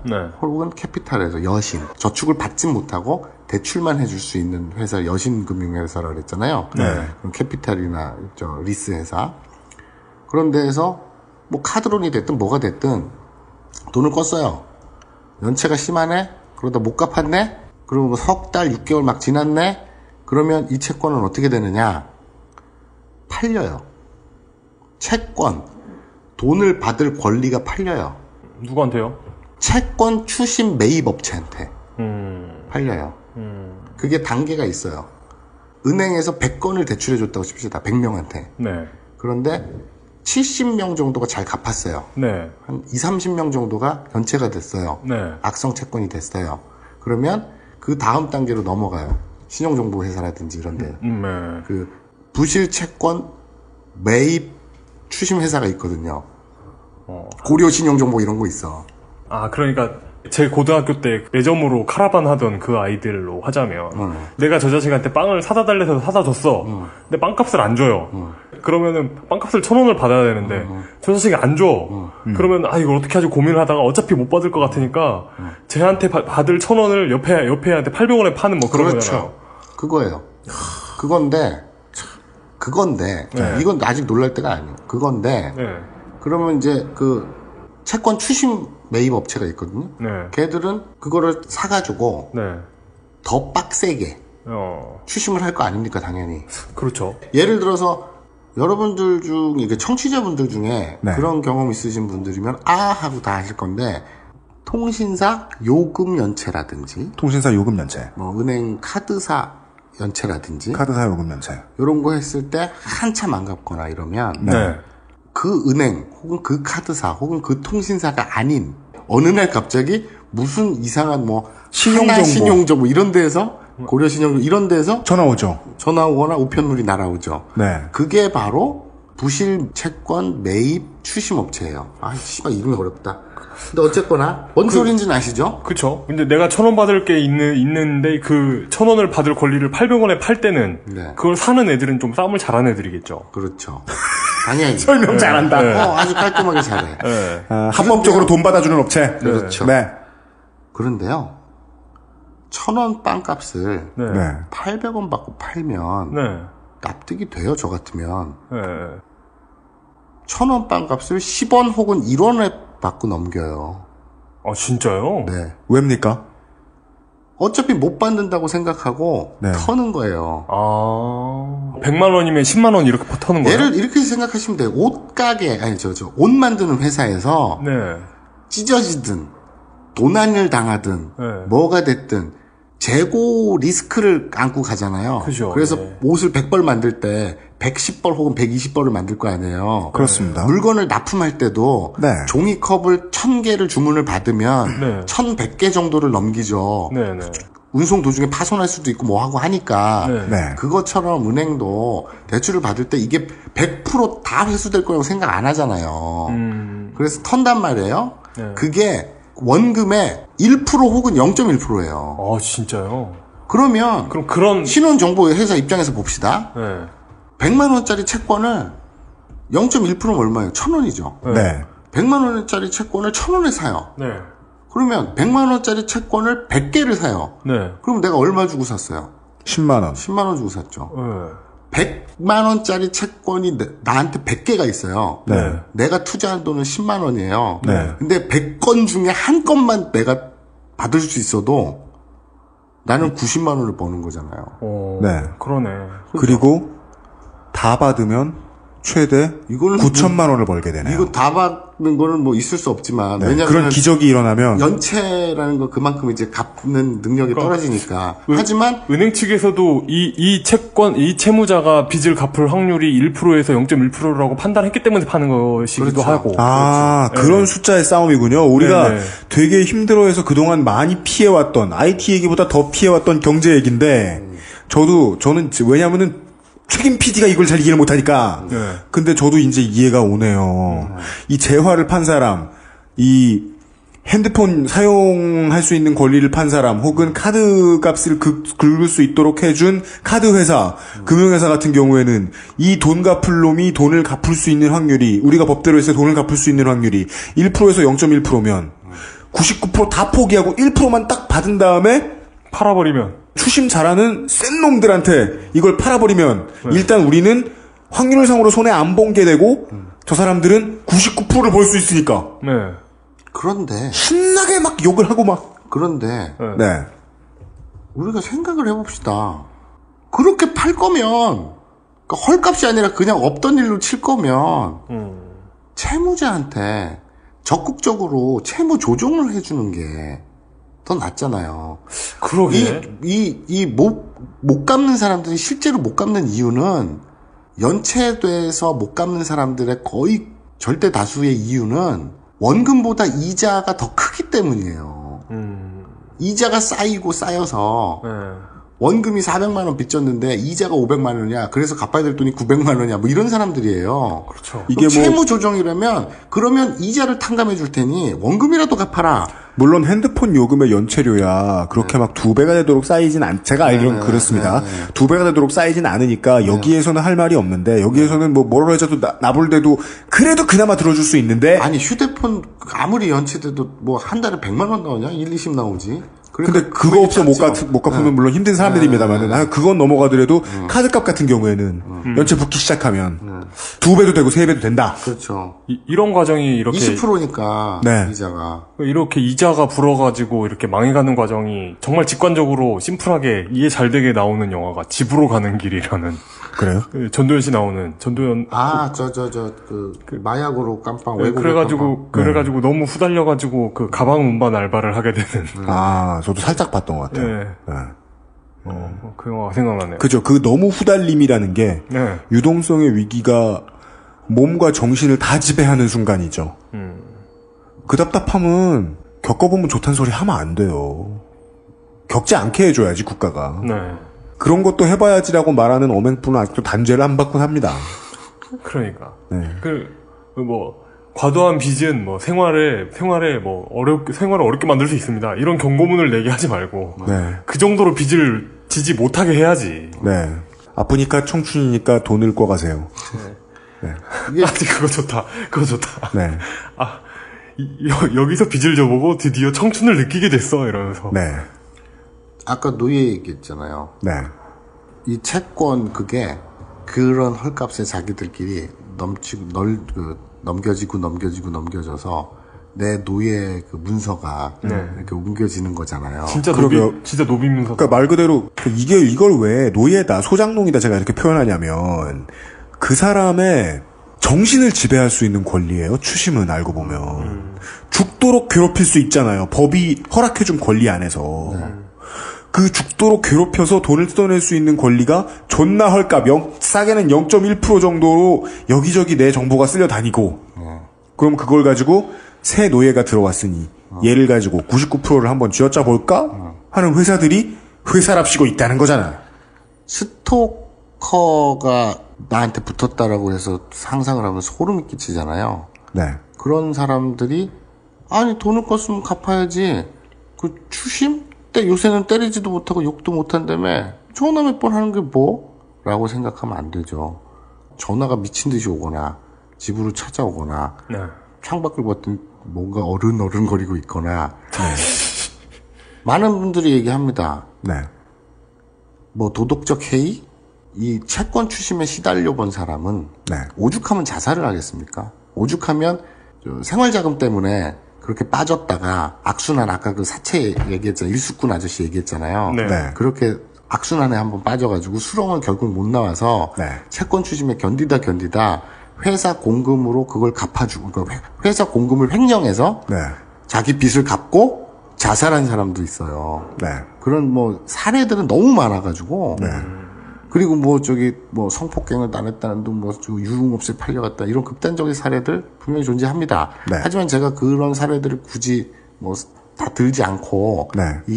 어제 오늘 얘기해서 뺀 이유는 예. 그래서 소름 끼치게 만드는 게 목적이 아니잖아요. 그렇죠. 예. 그냥 겁주려는 게 목적이 아니고요. 네. 저는 제도를 얘기하는 거고. 네. 물론 남양 특집 치고는 너무 고어한 장면이 그렇게 많이 안 나오고 숫자 얘기를 많이 해서 죄송스럽긴 한데요. 네. 이게 지금 카타르시스 채워주는 것으로 이 방송을 진행할 생각은 들지 않더라고요. 예, 네. 맞습니다. 그래서 근데 사실 지금 나온 숫자만으로도 소름이 돋는다면 네. 이제 당신은 숫자에 밝으며 숫자에 밝으며 그리고 자기 스스로 두 개의 손으로 하나의 입을 먹여 살려본 사람이며. 아, 네. 예. 네. 이 약탈적 대출. 아까 재윤경 에듀머니 대표가 한 말처럼. 네.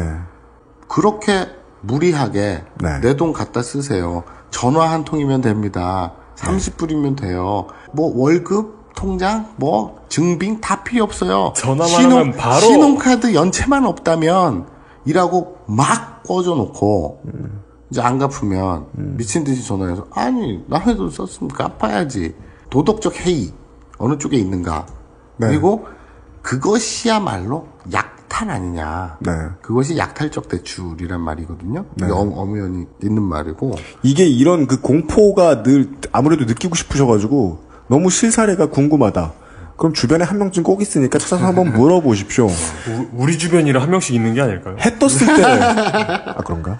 해 떴을 때부터 해지고 한밤이 될 때까지 저녁 먹고 소화도 안 되도록 10분에 한 번씩 문자가 오고, 전화가 오고, 심지어는 고향에 있는 부모님한테 전화와서 너 무슨 일이냐라고 물어보게 만들고, 이러면 아예 경제활동을 못하게 해서 가져갑니다. 네. 이 가계빚이 천조 시대예요, 지금. 우리나라가. 네. 천조예요, 천조. 네. 이게 엄청난 핵폭탄이라고 지금 폭탄 돌려막기라고 다들 얘기하고 있잖아요. 천조국이 다른 데 있는 게 아니고.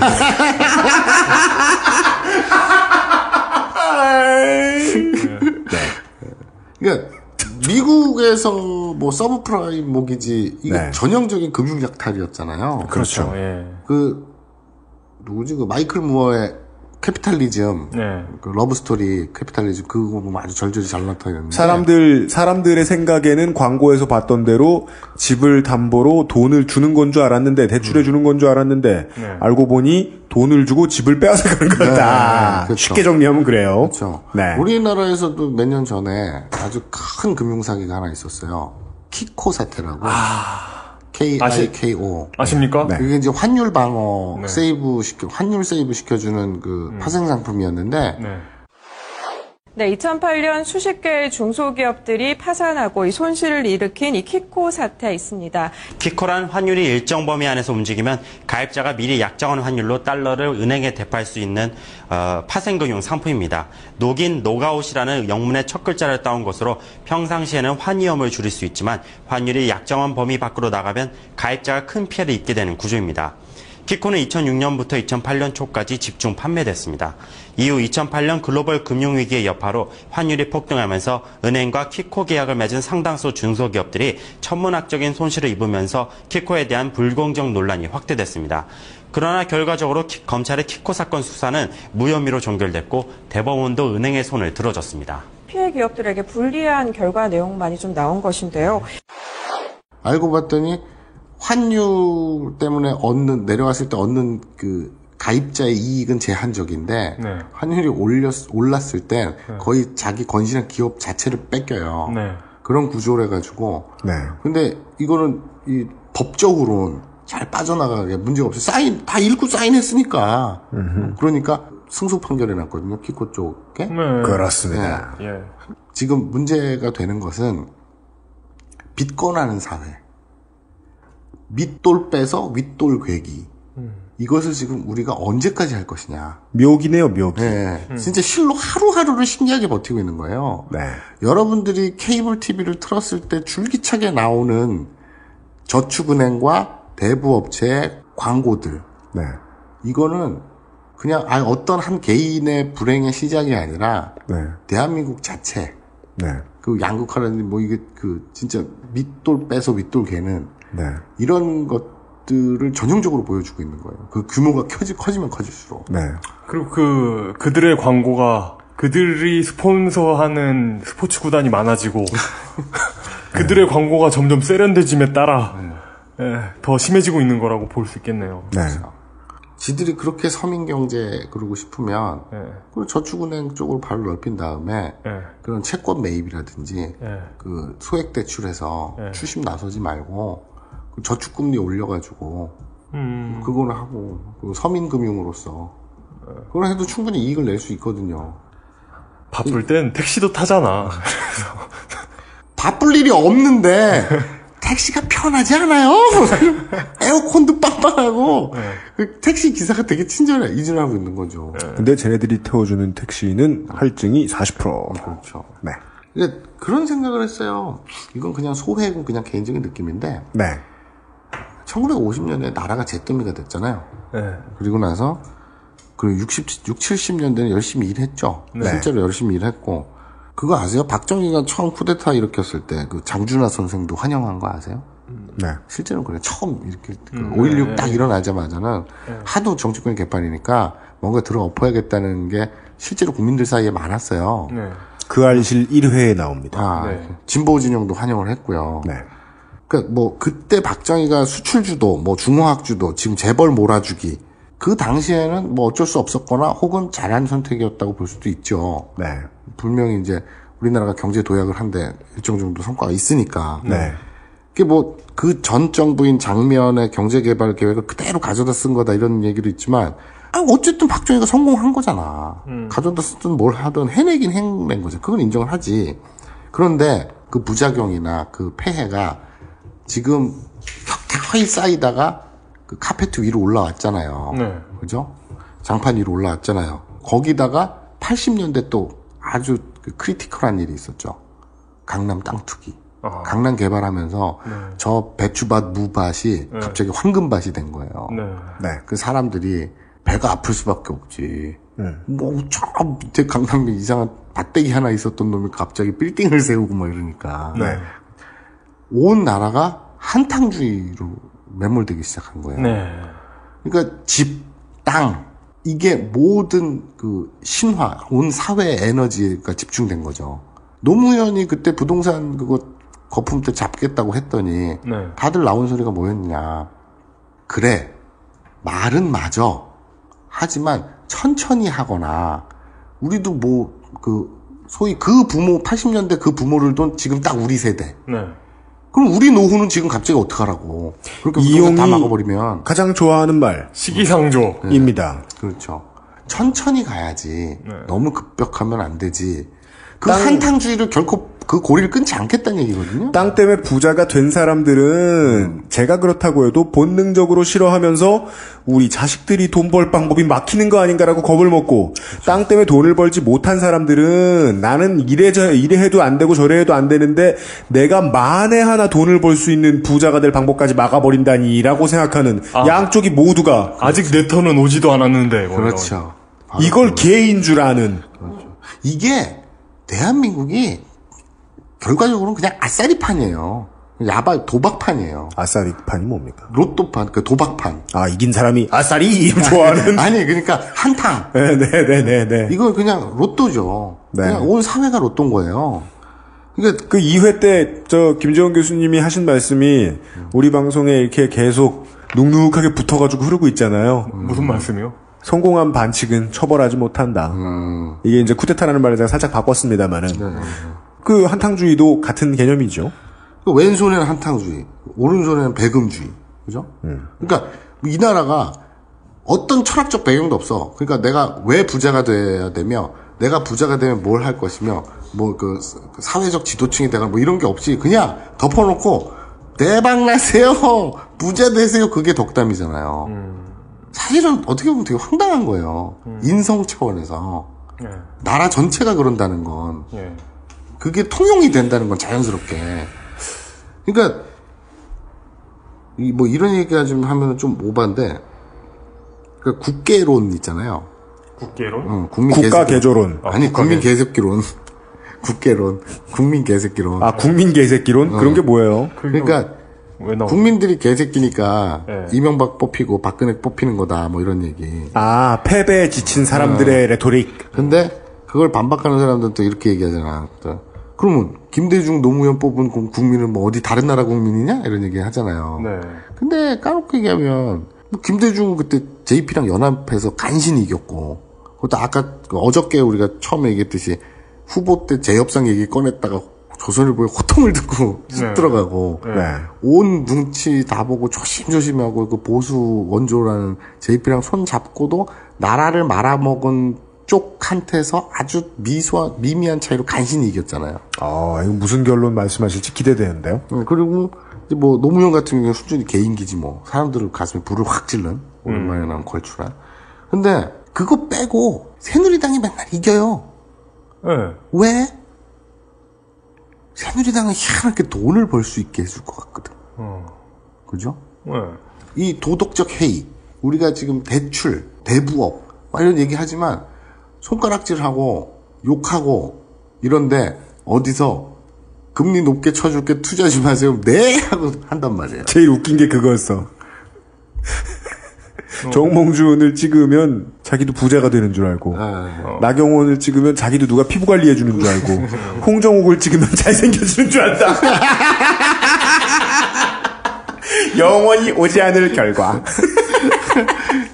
진짜 그런 멘탈이 있거든요. 예, 그런 마인드가 있는 것 같아요. 그래요. 근데 그러니까 이게 저 사람이 어떤 정책을 펼칠 것 같은 게 아니라 그들에게는 투표지가 이렇게 보이는 거죠. 당신이 좋아하는 건 무엇입니까? 1번 돈 많은 사람 이런 거. 네네네. 근데요. 요새 그런 생각이 들어요. 욕망의 정치. 떡고물. 아니 내가 새누리당 찍는다고 내가 재벌이 되진 않아. 하지만 저 재벌 언저리에서 어울리면 뭐라도 10원 한 장 떡고물이라도 그게 비록 정의와 정당한 방법은 아닐지라도 뭔가 떨어질 것 같거든. 그러니까 왜 그런 말 하잖아요. 친구들도 저 잘난 놈 친구들 있어야 뭐 인맥도 뭐 어쩌고 좋고 이런 거 있잖아요. 새누리당은 그런 게 있단 말이지. 그런데 그런 욕망의 정치가 지금 약발이 다 돼가고 있다고 봐요, 저는. 그런데 진짜요. 네, 근데 그게 뭐 유권자가 똑똑해져서 그게 아니라 제 생각에는 한탕을 꿈꾸기조차도 지금 당장 굶어 죽게 생겼거든. 뭐 최저임금이라든지 물가라든지 뭐 양극화라든지 이런 거 있잖아요. 지금 뭐 일자리도 다 비정규직이고 대기업의 유동자금, 그 잉여자금은 쌓여가는데 돈이 안 돌고 투자 안 하고 그러잖아요. 옛날에는 그냥 먹고 사는 거는 해결이 됐는데 80년대, 90년대. 근데 이제 더 잘 살고 싶다. 내 노후. 그래서 땅 투기. 그러다가 그게 뚝 끊기고 2000년대 들어와서 꺾이니까 씨발 사람들이 분노하고 이러다가 이제 10년이 들어서 2010년대가 되니까 이제는 노후고 나발이고 먹고 살아야겠어. 끼니 걱정을 하기 시작하는 거예요. 그죠? 그래서 나온 게 복지잖아요. 그래서 무상급식이라든지 경제민주화라든지 이런 거에 사람들이 관심을 갖고 있잖아요. 그 흐름이 내가 볼 땐 그렇거든요. 네. 여기서 그러면 뭐 복지가 중요하고 뭐 이런 거야 우리가 이 청취자들 뭐 다 공감을 할 거라고 봐요. 저는 의외로 여기서 우리가 다시 찾아야 되고 생각해야 될 가치는 아싸리판을 끊고 다시 노동이다. 좀 뜬금없는 그 결론 같지만. 저는 이제 마사오님을 아니까 이게 중첩이 돼요. 저는 그러니까 마사오님을 모르는 것 같아요. 이제 본인의 유동성의 위기 때문에 이런 이제 대부업 마스터가 되셨잖아요. 그 그늘을 4년간 긴 4년짜리 터널. 그것도 그 낮은 이율 비즈로 갈아타시면서 이렇게 극복하셨죠. 어렵게. 헤드라이트 켜고 그 어두운 터널을 4년 동안 거쳐 나온 다음에 물론 국가가 케어를 못 해주면 그 개미지옥에 저 광고가 곧 미끄러운 모래밭이죠.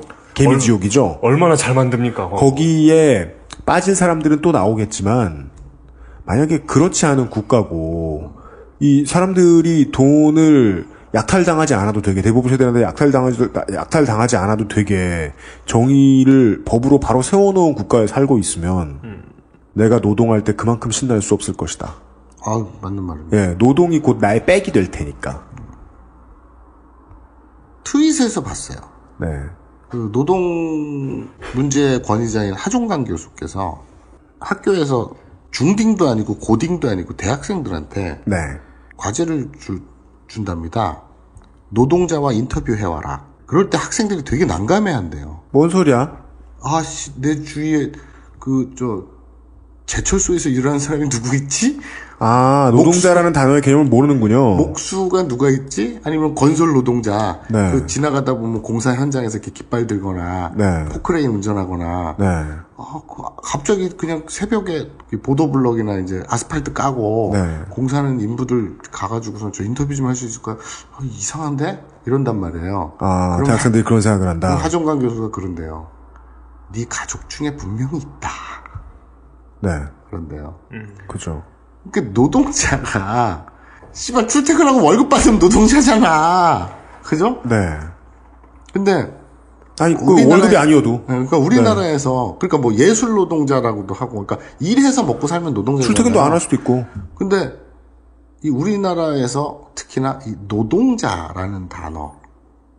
그러면은 그 대학생들은 제가 이용은 제가 고용하고 있는 개드립 노동자입니다. 이렇게 말하면 무슨 소리인지 못 알아듣겠네요. 그러니까요. 새끼 저 안 웃긴 소리 하고 있네. 이렇게 생각하겠네. 정말인데. 그러니까 노동자인데 자신이 노동자라고 자각을 하지 못하는 아주 기괴한. 그럼 자본가 입장에서 노동자인지 자각을 못하는 노동자는 얼마나 부려먹기 쉽겠냐는 거지. 저는 이렇게 이런 얘기를 하면서 우리나라의 재벌이나 아니면 뭐 그 정책 위반자들이 왜 이렇게 자국민들에게 가혹하게 대할까 하는 생각을 하다 보면은 맞아요. SM이에요, 이 새끼들. 네, 저 초등학교 2학년 때 담임 선생님이 생각나요. 자, 어떤 분이셨을까요? 그분의 입버릇은 난 조선 놈들이 싫어였어요. 진짜로. 티피컬. 그래가지고 티피컬. 그 일본 가면 얼마나 거리도 깨끗하고 사람들도 좋고 이런. 그런 옛날 어른 되게 많았잖아요. 어디 다른 나라 가면 되게 이렇고 저렇고 좋은데. 나는 그래서 조선 놈들이 싫고 조선 놈들은 잘해줄 필요가 없으니까 맞아라. 뭐 이런 양반이 있었고. 이런 캐릭터가 어디나 있더라고요. 그 패배 의식을 전달하는. 근데 이런 의식이 그분은 시골에서 초등학교 선생님을 초등학교 2학년생들을 놓고 그렇게 하고 있었지만. 그 우리나라의 정책 위반자들도 비슷한 마인드로 국민을 놓고 그런 소리를 하니까 그렇게 하고 있는 게 아닌가 하는 생각이 들더라고요. 가만히 있지 않은 사람들을 종북이라고 이렇게 되받아치면 참 좋다고 생각하는.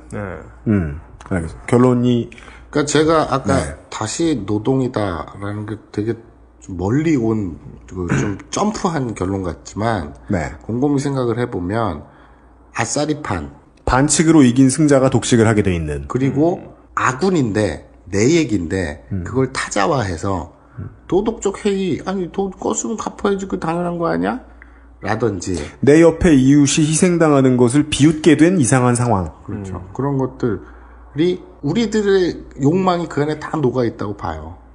그리고 정말 인지해서 한 목소리를 낸다면 98년도에 이자 제한 폐지되고 20년이 흘렀는데 판이 이렇게 돌아가도록 사람들이 놔뒀을까? 이거는 용인한 거고, 그죠? 우리 손으로 용인한 거고, 우리 손으로 뽑아서 우리 손으로 용인한 거고, 우리 스스로 옥죄고 우리 스스로 고통받는 거잖아요. 그 밑바탕에는 우리 자신의 욕망, 물론 욕망이 나쁜 건 아니에요. 잘 살고 싶고 좋은 차 타고 싶고 좋은 옷 입고 싶고 그 욕망이 나쁜 건 아니에요. 맨날 모자이크 보기 싫어. 너 모자이크 갖고 싶어. 욕망이 나쁜 건 아니에요. 네. 욕망은 인정할 수 있는데 네. 한탕주의 아싸리파는 아니라는 거죠. 그렇다면 노동이 진짜 그 가치를 제대로 인정받는 그런 가치관이 그 사회 저변에 흐른다면 네. 이런 지금 그 대출 네. 이것을 접근하고 다루는 방식이 네. 아까 우리가 해외 사례를 들었듯이 훨씬 더 합리적이고 정상적인 그런 모양새를 갖추지 않을까. 돈 넣고 돈 먹는 건 수수료만 받게 하는. 그렇죠. 어제서부터 쭉 말씀드린 그냥 우리나라 대부업 그 바닥 어떻게 네. 돌아가는지 네. 이런 거에 대한 스케치였고 네. 그러면 문제점들을 쭉 나열했잖아요. 네. 그러면 해결 방법들도 이미 나온 거 아닙니까? 그런 것이고 제가 노동 얘기한 거는 쭉 이 취재를 다니고 인터뷰를 하고 기사를 검색하고 하면서 네. 그냥 느낀 소회 그런 거일 뿐인데 네. 아무튼 이 아싸리파는 좀 없어졌으면 좋겠어요 우리나라에서. 끝나셨습니까? 네. 마사오님의 결론을 못 내면서 살짝 내밀다가 집어넣은 결론을 들어보면 마사오님이 이 5년간의 장기 취재 때문에 정신이 매우 피곤하다 이 문제를 생각하면 그게 좀 많이 느껴집니다. 그리고 또 오늘 시간도 너무 늦었고. 저희 지금 새벽 1시 50분인데요. 전 진짜 궁금한 게요. 그걸 이제 못 갚으셨을 때가 있잖아요. 그 이자 갚느라 급급해가지고. 네. 그때 어떤 느낌이셨어요? 미치고 환장하지.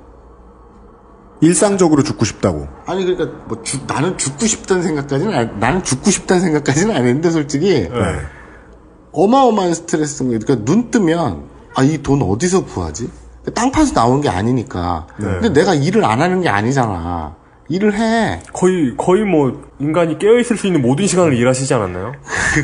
근데 사람들이 이제 이런 케이스들을 들을 때 산술적으로 생각을 하게 되거든요. 200만 원을 번다. 그럼 이자를 얼마 갚고 그럼 원금은 이거 해요. 야 담배 줄이고 술 줄이고 뭐 해서 건실해서 이렇게 하면 되지. 뭐 이런 식으로 산술적으로 접근하는데 인생이란 말이에요. 자고 일어났는데 갑자기 예기치 않게 우리 가게 그 강풍으로 인해서 우리 가게 간판이 떨어져 있다든지 뭔가 사고들이 텅텅 터져요. 엄청 비싸잖아요. 170만 원인가 뭐 그래요. 아직도 기억하고 계시네요. 몇 년 전이랬다. 그러니까 사람 인생은요 갑자기 뭐 팔이 부러진다든지 그러니까 뭐 무슨 돈 들어갈 사고가 터진다든지 생각지도 못한 엉뚱한 일들이 벌어지면 죽을 힘을 다해서 그 한계점까지 막 바등바등 했다가 뭐 하나 탁 터지면 그냥 꼬꾸라지는 거예요. 떨어지는 거예요. 근데 문제는 그럼 회생할 방법이 있느냐? 없다는 거죠. 여기서 예고 드리겠습니다. 9월 달에 제 희망입니다만 물론 이제 책임 프로듀서가 뭐야 왜 처음 말해? 책임 프로듀서가 고 하냐 마냐에 따라 내가 막 던질 때 이용의 기분이 이런 거였구나. 이게 방송에 얘기해 놓으면 다 승인을 받으실 수 있을 거라고 지금. 아니 그게 책임 아니라 프로듀서 겸 무책임 프로듀서. 그 책임 프로듀서가 고를 해야 되는 거겠지만 제 바람이기도 한데 9월 달에는 그 재윤경 아까 재윤경 에리머니 대표 인터뷰와 이건 전화 인터뷰였고요. 직접 찾아뵈서 듣고 싶은 얘기가 있어요. 마이크로 크레딧 프로그램이고요. 그리고 재윤경 에드머니 대표와 만나서 인터뷰를 해서 그 마이크로 크레딧에 대해서 깊이 있게 얘기를 하고 싶고요. 그리고 돈 갚지 마라. 그런 운동이 있어요. 그러니까 돈을 안 갚아도 된다. 뭐 이런 게 있는데 아무튼 그런 얘기가 이제 어떻게 구성되는지. 그 계약 내용이 합법적이지 않았을 때는. 그러니까 아까 그 약탈 대출에 대항하는 거죠. 저항하는 거죠. 그 마이클 모 영화도 나오지 않나요? 그래서 그리고 또 이제 개인 회생 파산 이런 것들. 제가 일부러 이제 이번에 대출 취재를 하면서 개인 회생 파산 이런 건 뺀 이유가 그러니까 씨발 그 돈 안 갚고 배째라는 거 아니야. 도덕적 해이잖아. 이런 얘기 나올까봐 뺐는데. 그러니까 어제와 오늘은 피해와 구조와 약탈을 얘기했다면 9월 달에는 희망? 바람 웃긴다만. 뭐 다음 달 그러면 결국 다음 달에도 대출 얘기네요. 안 돼요? 예? 뭔데요? 그거 해요. 그 옷 회사 해? 네. 거기 못 털어 이제.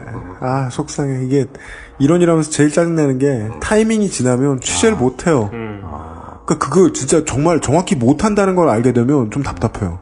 그래도 우리는 후속 보도 차원에서라도 뭔가 하려고 애를 쓰는데 어떤 것들은 타이밍이 지나면 법적으로도 좀 못 건드리고 막. 근데 지금 후속 보도 차원 그 후속 보도 네. 얘기가 나도 그런 게 내가 9월달에 이걸 하고 싶었던 이유가 이걸 쭉 취재하면서 희망을 얘기하고 싶었어요. 왜냐면 마이크로 크레딧은 취재를 한 내용을 여기다 넣으면 얘기가 너무 길어지니까 그걸 뺀 건데. 네, 알겠습니다. 근데 그 마이크로 크레딧이 좀 이렇게 저변이 확대되고 사람들한테 관심을 불러일으키고 뭐 미소금융 있잖아요. 우리 그 헬스살론 이런 거 있잖아요. 그렇죠. 예. 그게 제대로 굴러가고 있는지 아니면 그건 어떤 그냥 또 다른 병맛인지 그런 것부터 시작해서 알겠습니다. 그런 거를 좀 그러니까 희망. 그거를 얘기하고 싶네요. 다음 후속 보도 차원에서. 네. 다음 달 뭐 판단해 보겠습니다. 와, 밤에 녹음하는 마사오님은 정말이지 김태용이 이야기하던 그 아브나인 니온고 때하고 비슷해서 모든 사람들을 다 늘어지게 만드네요. 그리고 약간 그 본인의 그 어려웠던 과거 얘기를 하시면서 그 센티멘탈한 느낌까지 더해지면서 예. 그러네요. 아니 그냥 단지 졸릴 뿐이에요. 그 빚은 다 갚으셨죠? 네. 이게 축하드립니다. 감사합니다. 우리가 얘기했던 거랑 일관성을 조금만 찾아보면 다른 모든 것들과 일관성을 찾아보면 아까도 이제 결론을 마사오님이 이야기하시면서 이 성장 중심주의에 대한 이야기를 해주셨는데 우리나라의 정치인들만 탓할 거 아닙니다. 정치인들은 어떻게 보면 무슨 문학적인 표현이 돼버린 것 같아요. 누군가를 욕하고 싶을 때 정치인을 그냥 정치인이라는 단어를 꺼내는데 그러면 딱 안 짚어지잖아요. 하는 수 없이 좀 더 넓은 개념을 써야죠. 한국에 성공했던 모든 사람들 일정한 권력이나 일정한 돈을 많은 사람들이 가지지 못할 어떤 것을 가지고 휘둘렀던 모든 사람들 이 계속해서 파이 얘기하고 원주율 말고 파이 먹는 거 크기 얘기하면서 일관적으로 이걸 안 했어요. 파이 얘기를 한다는 건요 이런 거거든요. 양심적인 판단이나 이타적인 판단을 후세에 맡긴다. 맞는 말입니다. 예. 근데 아직도 후세에 맡기는 중이에요. 그리고 그들이 양심적인 판단과 이타적인 판단을 후세에 맡기면 맡길수록 현세에 사는 우리들이 좆되고 있는 거죠. 다시 얘기하면 그거네요. 그 파이를 키워야 한다. 지금은 파이를 키워야 할 때다. 나누는 건 후세에 맡기자라는 건 난 할 생각 없어. 잘 들리는 목소리나 큰 목소리를 쥐고 있는 사람들이 언제나 이런 얘기만 하고 지들도 일제시대 때부터 얻었던 거 이런 거 다 가지고 호의호생을 계속 누리고 살면은 그래서 이제 그 우리가 뽑았다라는 말에 마사오님이 말씀하신 우리가 뽑았다라는 말에 반대하는 거예요. 왜냐하면 이런 패배주의 우리는 어차피 안 될 거야. 이 패배주의 트윗 하나만 보고 가죠. 고야6624님입니다. 정치나 사회에 관심을 가지는 것이 잘못된 거라는 생각이 드네요. 매번 지고 이겨도 휘둘리고 그냥 약육강식의 줄서기가 답이 아닌가 하는 생각이 드네요. 이 뒤에 있는 뒷줄의 이 말씀은요. 내가 나빠져야겠다는 게 아니에요. 한국에서 살아남으려면 그런 생존 방식이 필요하지 않는가 하는 본능적인 판단이 들어갔다는 거죠. 그 본능적인 판단에 의해서 남을 짓밟는 게 당연하다라고 생각하는 사람들이 많이 나올 수도 있어요. 그건 외상후 증후군이죠. 내 성격이 나쁜 게 아니라 내가 잘못된 판단을 해서 이명박을 찍어줄 만큼 나쁜 새끼인 게 아니라 저는 이걸 외상후 스트레스 증후군이라고 보는 거예요. 그걸 받은 사람들한테 너희들이 잘못 찍었으니 너희들이 다 잘못했다 라고 욕하고 싶은 분들 많은 거 알아요. 그분들은 그분들대로 자기의 외상후 스트레스를 그렇게 풀고 있는 거죠. 니들이 당해야 된다. 니들이 잘못 찍었으니까. 그게 저들이 원하는 거죠. 천천히 더 큰 스트레스를 쭉 줘서 돈은 돈대로 우리한테 바치고 같이 연대해야 서로들과는 미워하게 만들고 이런 식으로 표심이 흐트러지면 이상한 경제 관료들이 계속 자리를 보존할 수 있겠죠. 예. 그리고 그건 10년 뺏어와서는 정부 10년 뺏어와서는 할 수 있는 일도 아니었던 것 같고요. 지금 와서 돌이켜 생각해보니까. 그래서 아까 마사오님이 얘기해주신 일본 꽤나 부럽네요. 정치적으로 얘기할 것 같으면 우리나라보다 훨씬 후진한 게 분명한 나라인데도. 네. 그리고 이런 상품을 처음으로 만든 나라임에도 불구하고 네. 얘네들이 활개를 못 치게 만들어놨다니 세상에. 나쁜 짓은 옆 나라에다 떠넘기고. 무서운 이야기인데 이게 이번 이제 지난 회가 남양 특집이었잖아요. 이번 회에 제가 가장 말하고 싶었던 공포의 이야기인데요. 우리가 이제 지난 회차에서 뭐 광주의 표심이나 뭐 이런 게 얼마나 무서운가 얘기했었잖아요. 한국 사람들은요, 제가 보니까요, 되게 조용히 무섭게 저항합니다. 그 어느 나라보다도 빠르게 아이를 안 낳기 시작했죠. 이게 발전의 일환이라면 가장 무서운 방식이죠. 정리 잘해. 어떤 동물들은요, 인간 아니어도 정신 상태의 위기가 오면 자살을 택하는 동물들이 많습니다. 네, 맞아요. 근데 내가 죽는 거나 대가 끊기는 거나 동물은 좀 비슷하잖아요. 한국 사람들이 그런 방법으로 저항하고 있습니다. 어찌 보면 사회 전체가 자살하고 있는 거네요. 세상 그러니까 대한민국에 당 다 떠나요. 네. 우리 앞으로 당과 무관하게 정치인들 찾아다닐 겁니다. 필요한 소스가 나오는 곳이 있으면 당과 무관하게. 그리고 앞으로 또 이제 등용문을 거쳐서 또 데뷔할 모든 정치인들에게 다 말하고 싶은 거예요. 한국인들은 너무 무섭게 저항한다. 그 흐름 안 들리는 소리 좀 읽어줬으면 좋겠다. 예. 이번 주에 그런 이야기를 했고요. 아무래도 기자 한 명이 말이죠. 기동취재반장 한 명이 5년을 취재를 했으면, 예, 자기 정신을 이렇게 천장에 걸어놓고 취재를 했으면, 한 번 갖고 되겠습니까? 다음 달에 좀 더 건설적인 이야기 한번 들어볼 수 있는 시간이 있을까? 원래 그것은 알기 싫다해서 건설적인 얘기 안 하잖아요. 건설로 인해 사람이 죽어라는 얘기는 할까? 그렇죠. 예, 건설적인 얘기 한번 들어볼 방법이 있을지, 예, 저희 준비 더 해보겠습니다. 얼마나 토목적인 얘기가 나올지. 네. 아직 끝인사도 안 하고 청취자에 대한 예의도 없이 어딜 가서 담배를 피우고 계시는 거예요. 배를 확 풀어놓고. 예? 담배를 내려놓고 XSFM 키친을 떠나세요. 날씨. 더워서. 저 원래 마사오님한테 이럴 때 되게 이렇게 뭐라고 했는데. 네. 그 나이 차이를 알고 나서. 그만해! 짱 늙었지. 이 새끼 웃긴 게, 내가 좀 속아 넘어갈 건데, 가만히 생각해보니까, 작년에도 이 얘기를 했어. 그러니까 1년에 한 번씩 나한테 이런 얘기를 해.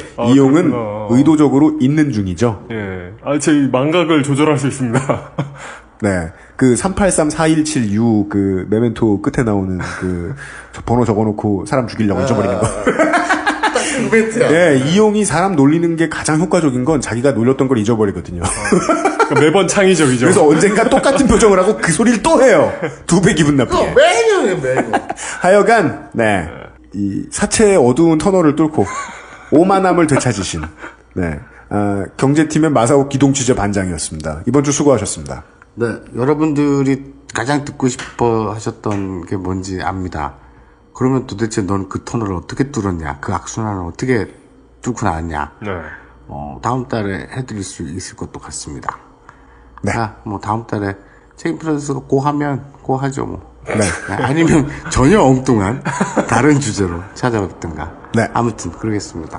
허락 안 하면 제가 편집했을 겁니다, 아마. XSFM입니다. 모든 걸 정리해뒀지만 뭔가 아쉬운 그녀의 다이어리. 스테픈 울프 컬러 다이어리. 지갑이 비싸다고 자랑하는 그의 말이 설득력 없어 보인다면 스테픈 울프 클립 포켓. Steppenwolf Genuine Leather. 아따, 그것을 뭐라고 하더라? 웨어러블 디바이스? 그것은 뭐 옷이요, 뭐 잠바요? 앱쇼 2014 12월에 만나요. 아마 뭐 다음 달이 9월이 되면 앱쇼 2014 또 전람회잖아요. 네. 그 가장 캐캐묻고 해묵은 형태의 라디오 광고가 전람회 광고인 거 아세요? 전람회? 이건 전시회 아니에요? 전시회 광고. 예. 엑스비션. 네. 전시회 광고. 네. 전시회 광고는 화질도 구리고요. 네. 언제나 똑같은 그 맞아. 늙은 성우분이 많은 창가를 하시잖아요. 특유의 음악이 깔리고. 맞아요. 예. 활동적인 바보 같은 음악이 깔리고. 예. 그런 트레디셔널한 전라면 광고가 다음 달에 기다리고 있어요. 아, 좋다. 기대되네요. 네. 네, 이런 좀 파격적인 형태는 안 하는 게 낫겠다. 가장 특이한, 가장 천편일률적인 라디오 광고는 사실 두 사람의 대화죠. 맞아요. XSFM이 뭐야? XSFM 몰라? 네. 이러면서. 네. 아, 그러더니 맨 마지막에 뜬금없이 서울, 땡땡땡에, 땡땡땡땡. 그리고 마지막에, 이렇게 웃으면서. 이렇게 웃으면서. 왜 웃어? 왜 웃어? 왜? 이렇게 웃으면서 끝나요, 원래. 그래요? 예. 까르르 하며? 예. 너 안 들었나, 잘? 왜 웃어? 예. 네, 여간에 아까 하려던 거 몇 개 지금 벌써 풀었는데, 간단한 의사소통을 해봅시다. 금주의 의사소통. 전 세계의 청취자 여러분, 트위터 해시태그 쓰는 법에 대해서 주변 사람들에게 물어보시고 트위터 해시태그 IDWK 혹은 해시태그 그 알실 붙여주시면 저희가 봅니다. 예, 참고로 앞에 무슨 글자가 붙어있고 그 다음에 바로 해시태그가 붙으면 저희들한테 안 보이는 경우도 많답니다. 태우 패밀리라는 분이 NBA 중계방송에서도 트윗을 많이 하면 방송을 해준다던데 UMC 되려나? 네. 이분은 제 반응을 삑 처리로 들으셨을 겁니다. 소개조차 되지 않을 것입니다. 지금 엄포를 놓고 있는 겁니다, 제가. 그리고 제 사정만 얘기할 것 같으면요. 바빠요. 네. 죽을 것 같아요. 죽을 것 같아요, 진짜. 너무 바빠요. 그래서 이제 보통 선거 방송 준비도 너무 좀 힘든 과정이라 이 물뚱님과 이용이 휴식이 충분히 필요하기 때문에 지난주, 지지난주는 한 주에 한 번씩만 방송을 했던 거였거든요. 그래서 저는 이제 방송 말미에 화요일 날 방송하면서 다음 주 금요일에 뵙겠습니다라고 충분히 말씀드렸는데 그게 잘 전달이 안 됐던 모양이죠. 그래서 기다리셨던 분들께 죄송하다는 말씀을 드립니다. 네. 예. 근데 아무리 그래도 나오시는 분들이 휴식은 보장해야 될 것 같아서 그렇게 했었는데, 네. 다음 재보선이 오기 전까지는, 다음 재보선이 나온 후에도 가능한 한 방송 분량을 지킬 수 있게 할 방법을 또 찾아보겠습니다. 지금 그러려면은요, 저는 음악은 꿈도 못 꿉니다. 당분간은요. 진영로라는 분이 NG 시간에 나왔던, 네. 개그릴 시간에 나왔던, 고양이 빗어놓은 털로 만든 털골렘의 사진을 올려주셨습니다. 그거 신기하더라, 이거. 왜 털 많이 안 빗기다가 갑자기 빗기는 개나 고양이 이렇게 쌓아가지고 옆에 고양이 모양이나 개 모양으로 이렇게 세워놓잖아요. 네, 개 털을 모아가지고 개 모양을 만들고. 네, 아니면 그거보다 적으면 이렇게 둘러가지고 사자를 만들어준다거나. 시골 사는 게 털갈이 시즌이 있잖아요, 그런 개들은. 우리 집 개도 털갈이 해요. 아, 그래요? 네. 봄 되면 하거든요. 네. 제가 이제 그런 식으로 털 많이 빗어주시는 분들은 아시잖아요. 관리사분들은. 정말 장난 아닌데, 그거. 정말 그런 말이 농담을 하게 되잖아요. 개 한 마리분의 털이 나왔어. 예. 네. 그런 개념이 털골렘입니다. 네. 물을 뿌리거나 빗으로 빗어주면 없어집니다. 언더바 쿠쿠20님이 평소라면 그냥 지나쳤을 텐데 나도 모르게 사진을 찍고 있었다라면서 민주평화통일자문위원회 간판 사진을 찍어서 올려주셨습니다. 네, 우리는 민주평통 인증이 지금 트렌드가 되네요.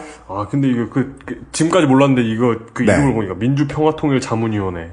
좋은 말은 다 넣어놨네요. 그리고 알고 보니까 자문위원들이 모여있는 곳이 민주평통이었네요. 그러니까. 자문위원회였네요. 여기 좋은 말 좀 더 넣어도 될 것 같은데요. 빅데이터 이런 말 넣어가지고. 양심위원회. 네. 그리고 끝으로 울군 분께서 작고 부드러운 회사. 네, 작고 부드러운 회사. 방송을 다 들으신 분이면 아시죠. 네. 마이크로소프트의 전 CEO인 스티브 발머 씨께서 LA 클리퍼스를 농구팀이죠. LA 클리퍼스를 20억 달러에 인수했다네요. 덜덜 이런 트위터를 남겨주셨습니다. 방송 내용과 아무짝에도 쓸모없는. 이거는 이런 가격에, 이런 파격적인 가격에 이런 의미일까요? 이런 얘기 아니에요. 그러니까 물론 LA 클리퍼스는 같은 홈 구장 스테이플스 센터 거기 되게 유명한 데죠. 그래요? 예, 에미상도 거기서 줍니다. 그래미 뭐 그래미하고 또 뭐죠? 오스카. 예, 보통 이제 스테이플스 센터에서 많이 합니다. 네. 근데 이 스테이플스 센터를 나눠 쓰는 NHL의 LA 킹스하고 LA 클리퍼스, LA 레이커스 이 농구팀이 있어요. 레이커스는 정말 LA의 팀이거든요. 전국구 팀이죠, 뭐. 되게 비쌉니다. 제가 정확히 알진 못하지만 두산 베어스와 LG 트윈스도 같은 자리에 티켓 가격이 다른 걸로 알고 있습니다. 같은 잠실이 써도. 어디가 더 비싸요? LG는 내가 모르지. 예. 근데 LA 클리퍼스는 같은 자리인데도 한참 싸거든요. 아, 그래요? 구단 가치도 좀 낮고 네. 워낙에 못하는 팀이었거든요. 오랜 세월. 근데 그 중심에는 이 전 구단주인 도널드 스털링이라는 사람이 자리를 하고 있습니다. 왜요? 그냥 뭐 떼부자입니다. 부자가 되는 건 중요하지 않아요. 만수르요? 근데 그 양반이 자신의 여자친구에게 인종 비하적인 발언을 했던 것을 여자친구가 연맥이려고 그러셨는지 네. 녹음을 해서 깝니다. 야, 악취미다, 진짜. 그게 이것도. 이제 뭐 가십 위주의 네. 언론에 밝혀져요. 네. 그 다음에 전국적으로 불이 일어요. 근데 문제는 그 결과가 이상합니다. 대한민국 입장에서 보기에는. 왜요? NBA가 나서서 구단주 총회가 긴급히 소집되고 며칠이 지나지 않아 이 구단주를 축출하기로 결정합니다. 오, 좋다. 진짜 좋다. 부자인데 그 사람도 네. 반항하죠. 변호사 선임하고 고소하고. 네. 근데 그 사이에 모든 조치를 다 취합니다. NBA가요? 네. 새로 바뀐 신임 커미셔너가 나타나가지고 이 사람을 몰아내겠다고 자기가 천명합니다. 오, 좋다. 우리나라 입장에서는 한국인이라면 두 가지가 이해가 안 돼요. 하나는 이 어떠한 도덕적인 문제로 입방아가 오른 네. 그냥 부자를 네. 어떻게 사람들이 나서서 벌을 할 수가 있지? 그런 게 되는 걸 본 적이 없거든요. 네. 그리고 또 하나는 인종차별이 뭐 그렇게 대단한 일이라고 저 부자의 합법적으로 가지고 있던 소유권을 빼앗지? 심지어 우리나라의 한 스포츠 스타는 그 일본인을 원숭이에 비유하는 골 세레모니를 한 뒤 반성의 기미 없이 네. 지금까지 국가대표 잘 뽑히고 있죠. 그렇죠. 제가 그래서 우리 방송에서 제가 얘기했다 잘랐나 그랬을 거예요. 올 시즌에 한국에서는 한국 야구에서는 두 가지 일이 있었거든요. 하나의 김태균 선수가 네. 인종 비하적인 얘기를 했었고 칸투 얘기는 하지 마. 호르헤 칸투 두 사람 다 마찬가지로 호르헤 칸투는 두산의 일루수 호르헤 칸투는 네, 그렇죠, 예. 인종차별적인 그 짤방 동양인 짤방을 리트윗했다가 네. 호되게 당했는데 문제는 리그는 가만히 있었습니다. 리그만 가만히 있는 게 아니라 뭐 잘 나오고 있잖아요 지금. NBA의 경우였다면 두 사람은 퇴출됐을 겁니다. 네. 야 칸투까지 퇴출되면 진짜 우리 두산은 지금 마사오님의 지금 실명을 밝힐 수 없는 어떤 두산 팬의 반응이 한국의 승자 독식 위주로 정신세계가 재편된 대한민국의 모습이죠. 예. 저 인종차별 실수한 사람까지 없어지면 우리 팀이 성적이 안 나와요? 라는 논리. 저 인종차별 세레모니 한 축구선수가 국가대표 안 뽑힐 리가 없지, 유럽에서 뛰는데, 뭐 이런. 그리고 책임 PD가 저런 말을 퇴출해야 된다고 얘기하는 걸 보니까 저놈은 한화팬이나 두산팬이 아닌가 보구나라고 생각할 사람들. 그러니까, 다시 한번, 아까 말씀드렸던 고야 6624님의 트윗으로 돌아와 보겠습니다. 정치나 사회에 관심을 가지는 것이 잘못된 것이라는 생각이 드네요. 매번 지고 이겨도 휘둘리고 그냥 약육강식의 줄서기가 답이 아닌가 하는 생각이 드네요. 저는 이것을 아까부터 동물적으로 해도 되는 논리적 판단일 수 있다라고 말씀드렸잖아요. 네. 살아남기 위해서 그렇게 해야 한다면, 그렇게 해서 정신상태를 유지하고 살 수 있다면 그쪽으로 가야 할 수밖에 없을지도 모른다. 드리고 싶은 말씀 그거 하나입니다. 내 자식은 어떤 사람이었으면 좋겠느냐. 물론 다치지만 않고 남들을 막 다치게 하고 남들을 억압해서 돈을 많이 버는 아들, 딸이 되면 좋아하실 분들도 있겠죠. 괜찮아요. 그분들은 우리 방송 안 듣잖아요. 아니나? 듣나? 반가워요. 어서와. 어서와. 네. 이런 놈들 처음이지. 자식들을 어디 족같이 계속해서 키워보십시오. 감사합니다. 들어주셔서. 유현수의 책임 프로듀서 상임 이용 수석 상임이었습니다. 근데 그 해시태그 있잖아. 네. 거기 다 읽어 그걸? 네. 다 읽죠. 다 읽죠. 둘이 나눠서 아니면 같이? 아니 이용이 읽는지 안 읽는지 좀 관심이 없어요. 저도 UMC가 읽는지 아닌지 관심 없죠. 혹시 그러면 거기 해시태그에 ID 뭐? WK. 그거에, 좀 봐줘. 그거에 뭐 마사오 오빠 사랑해요 이런 건 없어? 아직은 없는 것 같네요. 아니 뭐 우리가 놓쳤을 수도 있지. 아직 이 나라가 그 정도까지. 네. 아니 내가 트윗에 내가 마사오라고 사찰을 하면 99.98%는 닭깎기 마사오 이 내용밖에 없거든. 네. 그 사찰을 안 해. 네. IDWK? 거긴 그런 거 없어? 물뚱님이 물뚝 트위터에서 검색하시면서 모든 이들에게 물뚱님을 비평하는 비난도 아니야. 비평하는 모든 이들에게 한마디씩 거는 것처럼 나한테 왜 그래? 이러면서 멘션 거시는 것처럼. 목소리 똑같다. 마사오님도 그런 거 하시고 싶으신 거군요. 아니 그냥 가끔 사찰 같은 거 해보려고 해도 뭐가 나와야 말이지. 99.8%가 마사오님을 욕하고 싶으신 마사오님에 대해서 뭔가 말씀하고 싶으신 많은 여러분 해시태그 IDWK에 띄워놓고 마사오라는 단어도 좀 넣어주시면 관심의 목마른 마사오님이 기뻐할 수도 있겠네요. 마사오 오빠 사랑해요 뭐 이 정도. 그리고 욕하면서 들어주시는 많은 분들 정말 감사합니다. 그렇습니다. 여러분이 저희들의 큰 동력원이자 제가 직원에게 월급을 줄 수 있는 힘 이 됩니다.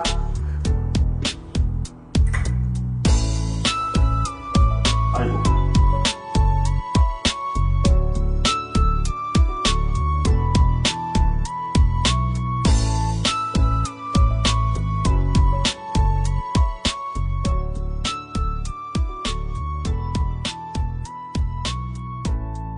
XSFM입니다. I, D, W, K